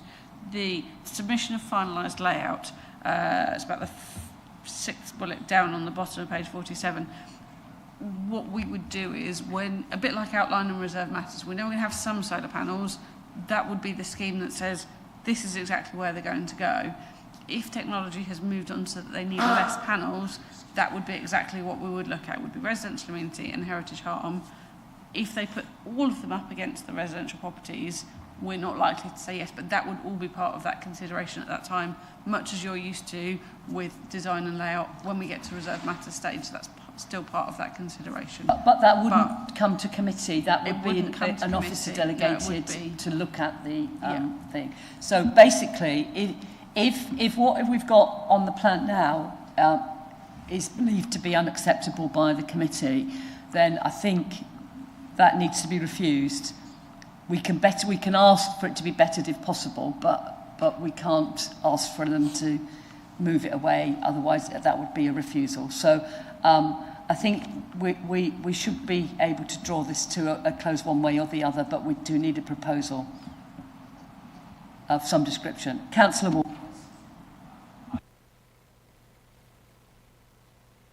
Very, very hard to sort of mitigate the impact of this solar farm. And I've already said I've got some reservations about it. So I'll propose that it's refused, and if it's brought forward in a different form, then so be it. But at this stage, I think we're making it so complicated to mitigate the effect that thinking about it strategic, it doesn't. We might as well refuse it. So what are your reasons for refusal? Because I think the officers need that. I think the inefficient use of land due to the actual shape of it, which is a physical restraint. I'd like the figures for the output. I've got doubts about the public benefits of the scheme overall. If we think it strategically, we should be making the best use of the land. Now, there's either a much bigger site being very inefficient, or this isn't as efficient as it claims to be. And without independent analysis, I can't make a decision on that. My maths only goes so far, I'm afraid. And I think there's a lack of clarity about the ethically sourcing of the panels, which may be outside. I'm not sure that's a planning matter. But on the other hand, we have had other proposals coming forward that have been very clear about where the panels are coming from, and also how they structure the funding of the decommissioning of the land. Gemma. Can I pop in there? In terms of other proposals, funding and decommissioning, we haven't. This would be consistent with all other proposals. So I would not recommend that that's something we go to. In terms of the other reasons, I appreciate the concern, but I haven't got a policy. There's not a policy to refuse that on that I'm hearing or that I've got to suggest for you. The issue we have with a lot of these is that they do comply with policy in the round, and hence the recommendation.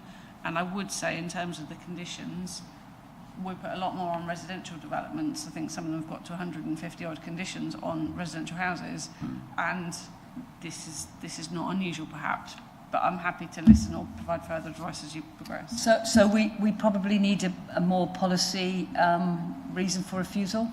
That's what I'm looking for. Yes, please, Chair. Councillor Marriott. Could we refuse on the grounds of the insufficient separation between the panels and dwellings, and also the concerns about the access? We don't have highway objections, and presumably the separation, does that meet with the guidance? I think the issue with this would be that it goes against all technical consultee advice in relation to noise and highway impacts as well, because we've got no technical consultee objections on those matters. So we do have a proposal from Councillor Warboys, but we need some more policy reasons to refuse, and we need a seconder if that is to go forward. Councillor Lind. I'm very happy to be the seconder, and the reason for refusals, in my view, are simply the fact that we destroy agricultural land, we destroy landscape value, and we destroy the surroundings for people living in the area for 40 years, and that is very small in comparison, and that would be a summary of my reasons for refusal. Are any of those policies? Again, certainly in terms of the loss of agricultural land, that has been strongly held at appeal, that even for best and most versatile, it's not lost, the impact is temporary, and actually there's some benefit to be gained for it. I don't know if you've looked at any more recent appeal decisions, Jasmine, but that was my last taking. Yes, I think that has come up, and in terms of landscape impacts, even in not necessarily this district, but we have had, there have been appeal decisions across the UK, where they've actually been in national landscapes and they've been overturned at appeal. So this isn't in a designated landscape area either, which does weaken that slightly as well. So we had a proposal and a seconder, but we haven't really got strong policies. So where do we go from here? From a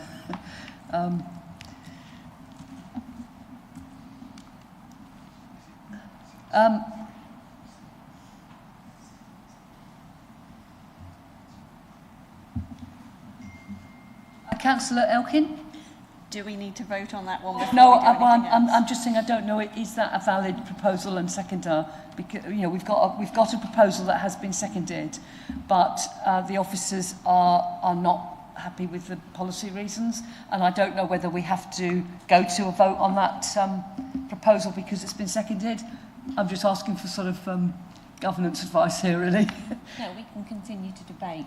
I think we do need to have a more solid reason for refusal before we can go to a vote on that. Councillor Patchett. Yeah, thank you, Chair. I guess it's a bit of a difficult decision, isn't it? Because we're with this one, you're damned if you do and you're damned if you don't. Because if you refuse it, it kind of looks like us as a sort of committee and sort of by extension a council are against solar farms, which we aren't. And then if you approve it, I guess it looks like you're against farming and wants and needs of the communities, again, which we aren't. So we're in this very difficult position that we've been given this application in an area that we don't feel is the right place.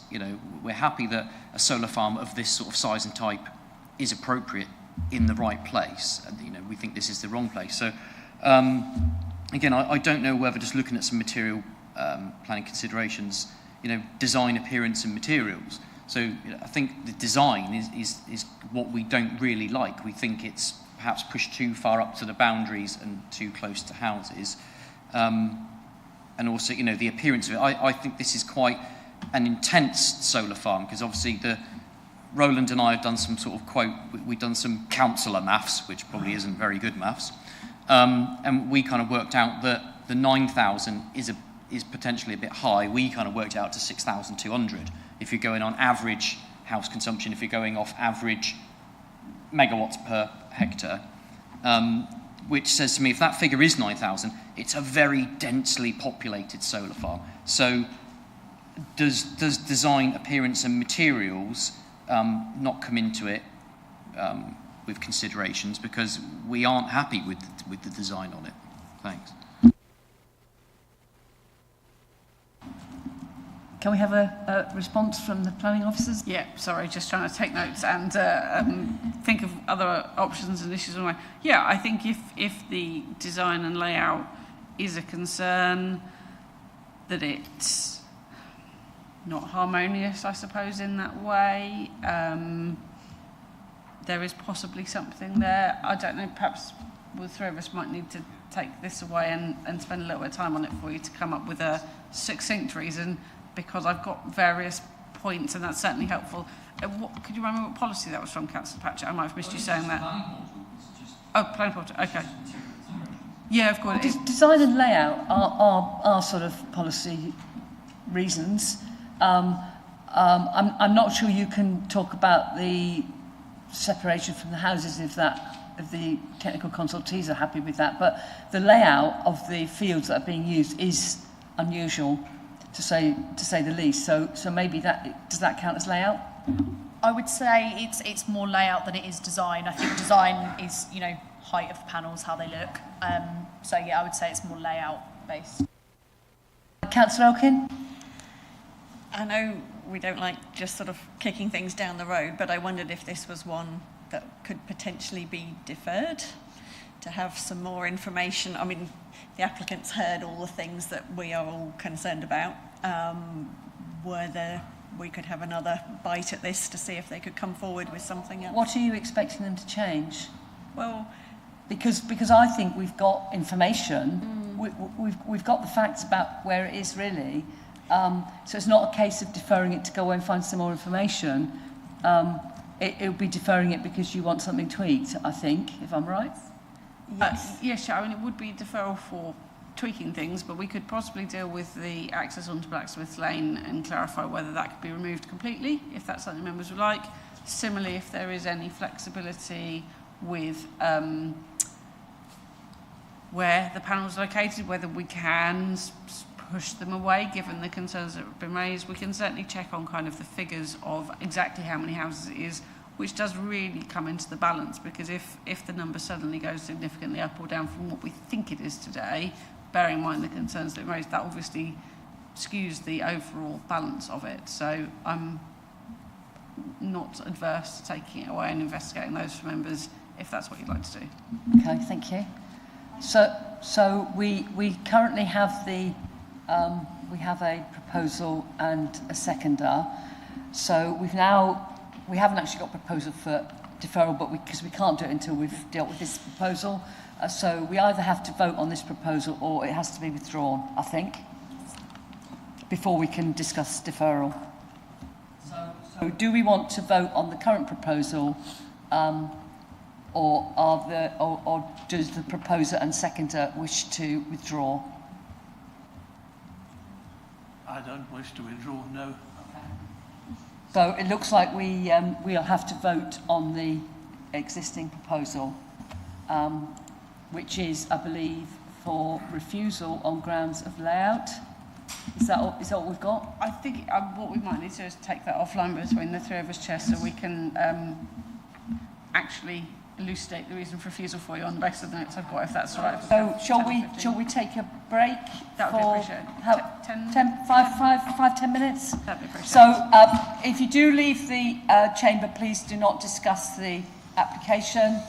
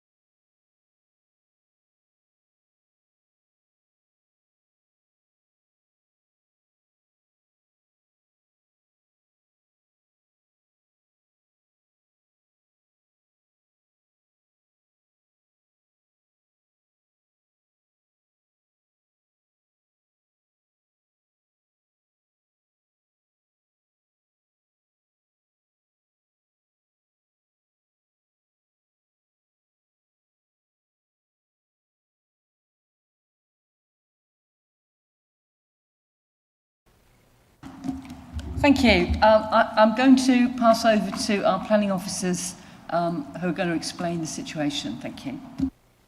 Thank you, Chair, and thank you for the time to just go away and take that offline. We have discussed a reason for refusal, but before I get to that, there's a bit more information we wanted to share and to discuss with members, because how we take the decision and what you would choose to do is important here. We've had a lot of solar panels come before us one way and another. We've made various different decisions. We have lost a lot at appeal where we've refused them, so that is where our caution comes from. And other councils similarly have similar feelings to ourselves, and the losses at appeal are significant. So the risks we're concerned about, firstly, we've got to defend this on appeal. We are concerned that even with what we're about to discuss, whether we would be able to defend that at appeal, and the costs associated with perhaps getting somebody external, even assuming we can. You might remember that had come up previously where we actually have not been able to get anybody to defend the appeal, and that's very costly if we can. And similarly, we are very concerned that the likelihood of costs on appeal is significant. So I just wanted to mention that first, that is where a lot of this comes from. Also, in terms of the field boundaries, I'm going to come to Jasmine in a second. We've got a bit more information just to run through that, where I know we've sort of mentioned that ineffective use of land and that field boundary scenario actually might explain this a little bit further. So I'll perhaps come to Jasmine before I put forward kind of my, and I will say I've only got a couple of sentences in terms of reason for refusal. I've not got anything particularly concrete, even after spending some time with Jasmine and Ian on that matter. But yeah, if I can pass to Jasmine, please, Chair, on that presentation. Yep, thank you. Alicia, I don't know if we could dim the lights, maybe, just so it's a bit clearer. Yeah, that's better. So just in terms of the field boundaries, I know that this was something that's obviously been raised in terms of it feels like it's carving up agricultural land. It's not making, as efficient a use of the land. So I think it's just important that we look at the existing boundaries to the fields. So the red line is basically loosely where the site is, but what I've done is drawn it very loosely outside of the boundaries, so you can actually see that there is an existing boundary there. And I think the key one to note is that there is an existing boundary, and very clearly on Google Maps, this is a separate field that runs along here, separate to the site. So where the site is, and you can see these are slightly strange shaped pieces of land, this follows existing field boundaries that are already there. So it is logical in terms of where the panels would sit, because it is within an existing field rather than spilling over and incorporating part of an existing other field. So that's kind of the rationale behind that, those slightly strange parcels of land, basically. Thank you, Jasmine. So with that in mind, Chair, where we'd got to with the draft reason for refusal, and as I said, that comes with a significant caveat on that, would be, and I would still want to come back to talk about how we actually dealt with this, where you minded to in terms of deferral and risk assessment. But as a starting point, as a draft, if you still felt that was where you wanted to go, members, that it's the layout of the proposal is considered unacceptable, as the proposal would not make efficient or effective use of land, contrary to JLP policy LP15, and fails to integrate with the existing landscape character of the area, contrary to LP17. They were the bits we felt were closest to what members are, but as I said, that is definitely with a strong caveat of concern from us. But I hope that helps. Thank you, Chair. Thank you. So do we need to go back to our proposer and seconder about whether they wish to pursue this proposal as read out by Gemma? Councillor Warboys?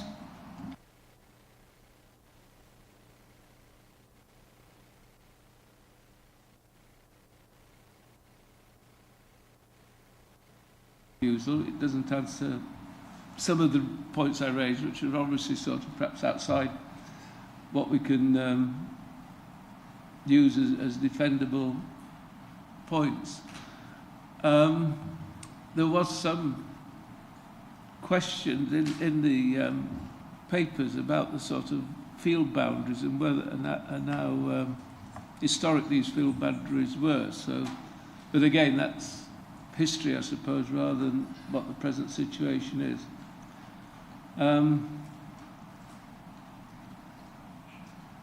I do like to get good value for the council in terms of cash. I don't really want to sort of throw money at the wall, as it were, but I'm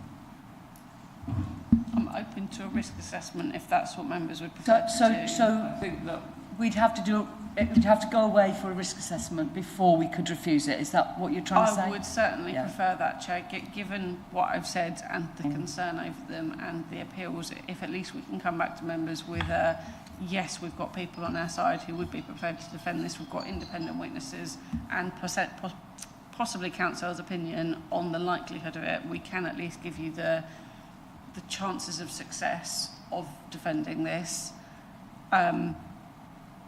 Certainly, if you're minded to refuse, that would be my strong preference, Chair. Councillor Linda? So, how much money roughly would an appeal cost us if we were to lose an appeal? I have to say that here we are seated here as elected people representing the public, and then we are, sadly, in my view, led to think that we should not vote as we wanted to vote because it might cost the district council a lot of money, and that, well, it's very, very sad and rather upsetting, I think. But how much money would it just roughly be? Just to add, if I may, Chair, I mean, Gemma and I and Jasmine would never advise members to make a decision for financial reasons. Our advice is that it could be very difficult to defend on appeal, and the consequence of that is we may very well get a costs award, because although the normal rule of planning appeals is each side pays its own costs, if the inspector thinks we've been unreasonable, there would be a cost award. Now, we did get costs in the recent one, didn't we, last year, which was the Badley, and I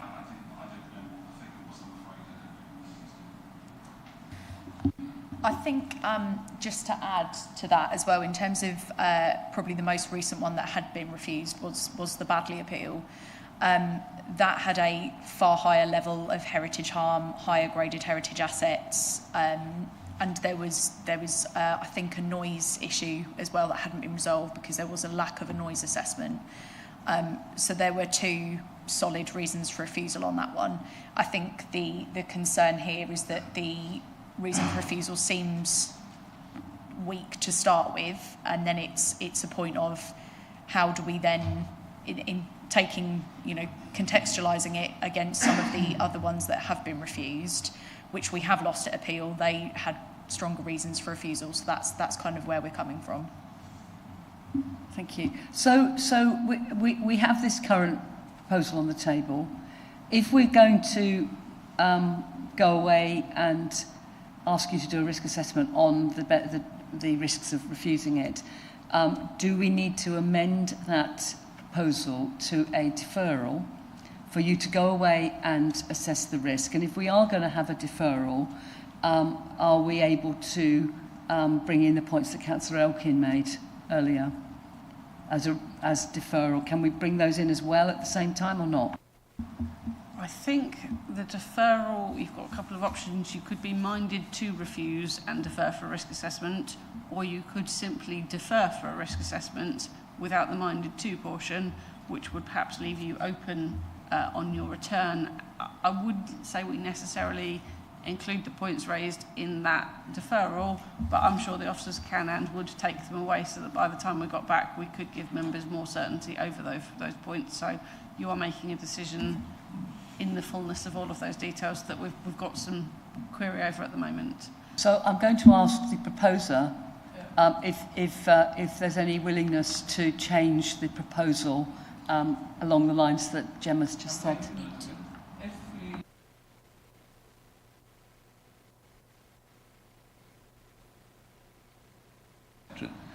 Would we lose the conditions that we've actually agreed? So we'd actually lose completely the control of the process. Yeah, we would put forward conditions, but we're reliant on the planning inspector accepting them. The majority of the time, they they will not. You will get very standard, very basic conditions is our general experience. So things like the information board, you probably wouldn't get. So yes, you are at risk of potentially losing. I wouldn't say definitively losing, because we as officers would attempt to push that case forward. But at the moment, those are very much within your gift to apply and choose to add what you would like to. Absolutely. So if we deferred, then we would still could retain those conditions if the risk assessment said that there was a very poor chance of actually winning. We need to be sure to win in order to keep any sort of control of the process.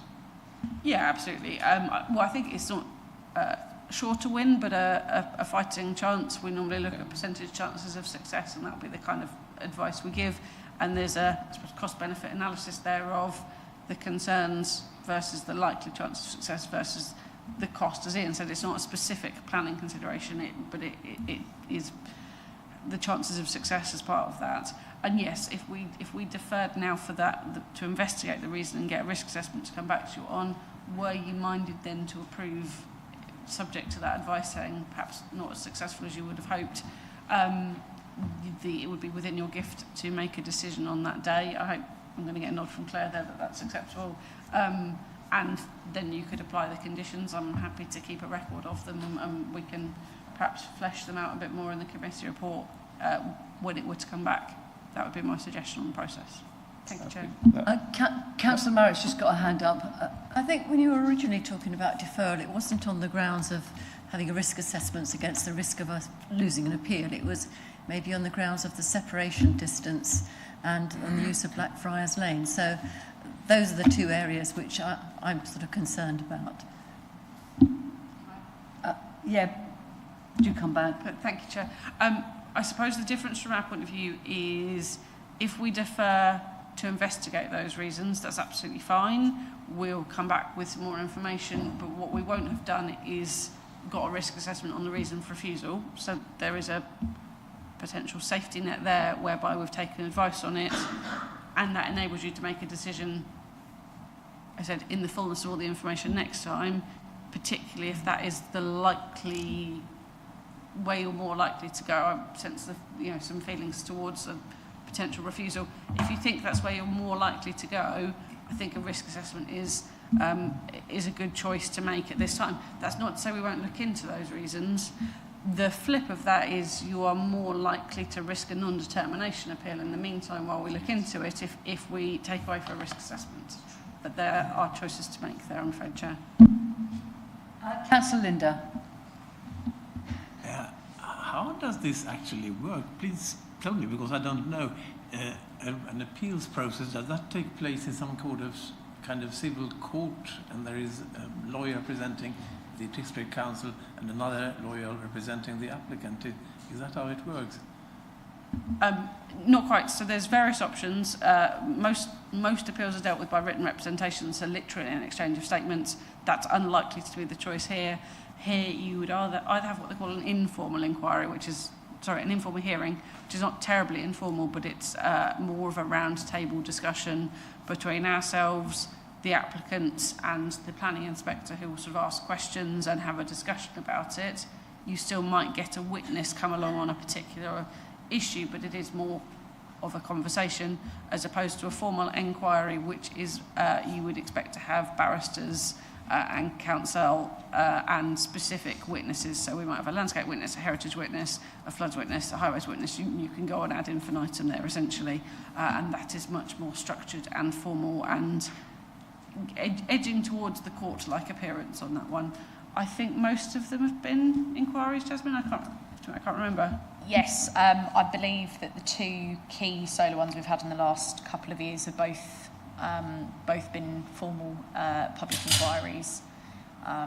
So yeah, barristers are instructed, and witnesses will go under cross-examination on specific matters. Councillor Elkin. It was just, just for clarity, so the options are refuse, defer for risk assessment about what would happen if we refused, or defer so that some of the conditions that we've talked about access off the A road, landscape design, whether we need a copse to protect from the public right of way, and potential setting back could be perhaps discussed further with the applicant. So those are the three options. Is there a sort of can you do both? Can you risk assess for refusal and look at the potential, discuss with the applicant and then bring it all back, or is that overcomplicating it? No, that's fine. Thank you, Chair. So I think what I was saying, if you were minded, so if you're looking to defer for risk assessment on the reason for refusal, that would be less strongly worded than that you were minded to refuse and were deferring for a risk assessment on the reason for refusal. It, to a degree, leaves your decision a bit more open, so that perhaps we are simply deferring for a risk assessment rather than minded to do anything. What I wouldn't particularly do is put those amendments in our decision here, but we would take those away. If you've got your applicant here, I'm sure they would all be keen to update you on those matters at that time, if that is possible. So I don't think deferring it for a risk assessment necessarily prevents that, but I wouldn't, it doesn't kind of sweep into our specific action, I suppose. Thank you. I hope that's clarified things in people's minds, but we do need to deal with the proposal that we've got in some way, shape or form. It would be being unrealistic not to take advice of the officers and move towards a deferral. So are you changing your proposal to a proposal for deferral to go away and get a risk assessment? Or are you proposing that we're minded to refuse them to go away for a risk assessment?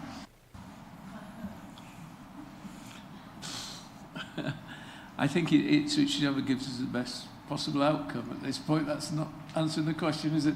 I think that just a deferral gives us the best possible outcome. That's how I've got it in my mind. I'm not saying that that is the right thing to do, but that seems to give us the more flexibility. If I can, Chair. Yes, I think if there is still consideration in your mind that this could be approvable, I would take it that we're deferring for risk assessment, and then we'll come back and you're still open-minded to making a decision either way. Whereas if we're minded to, that very much means we'll come back with a likely reason for refusal, and that's a bit more closed. So yeah, I would probably say that going for a deferral so the words I've got is defer for risk assessment on refusal for the following reason. So we still put it could be a refusal, but we're seeking further advice essentially. Thank you. Okay, so that's what you're now proposing. So we now need a seconder for that proposal. Gemma, do you want to just read through what the proposal is? Of course, thank you, Chair. So we're looking at deferring for a risk assessment on refusal for the following reason, which is that the layout of the proposal is considered unacceptable as the proposal would not make efficient or effective use of the land, contrary to Joint Local Plan Policy LP15, and fails to integrate with the existing landscape character of the area, contrary to Joint Local Plan Policy LP17. Thank you. Do we have a seconder for that proposal? Councillor Linda. So we now have a proposal which has been seconded. I think we've had enough explanation, and Gemma's read out what we're actually voting on. So I'm going to ask the Governance Officer to conduct the electronic. Thank you, Chair. Members, that vote is now in progress.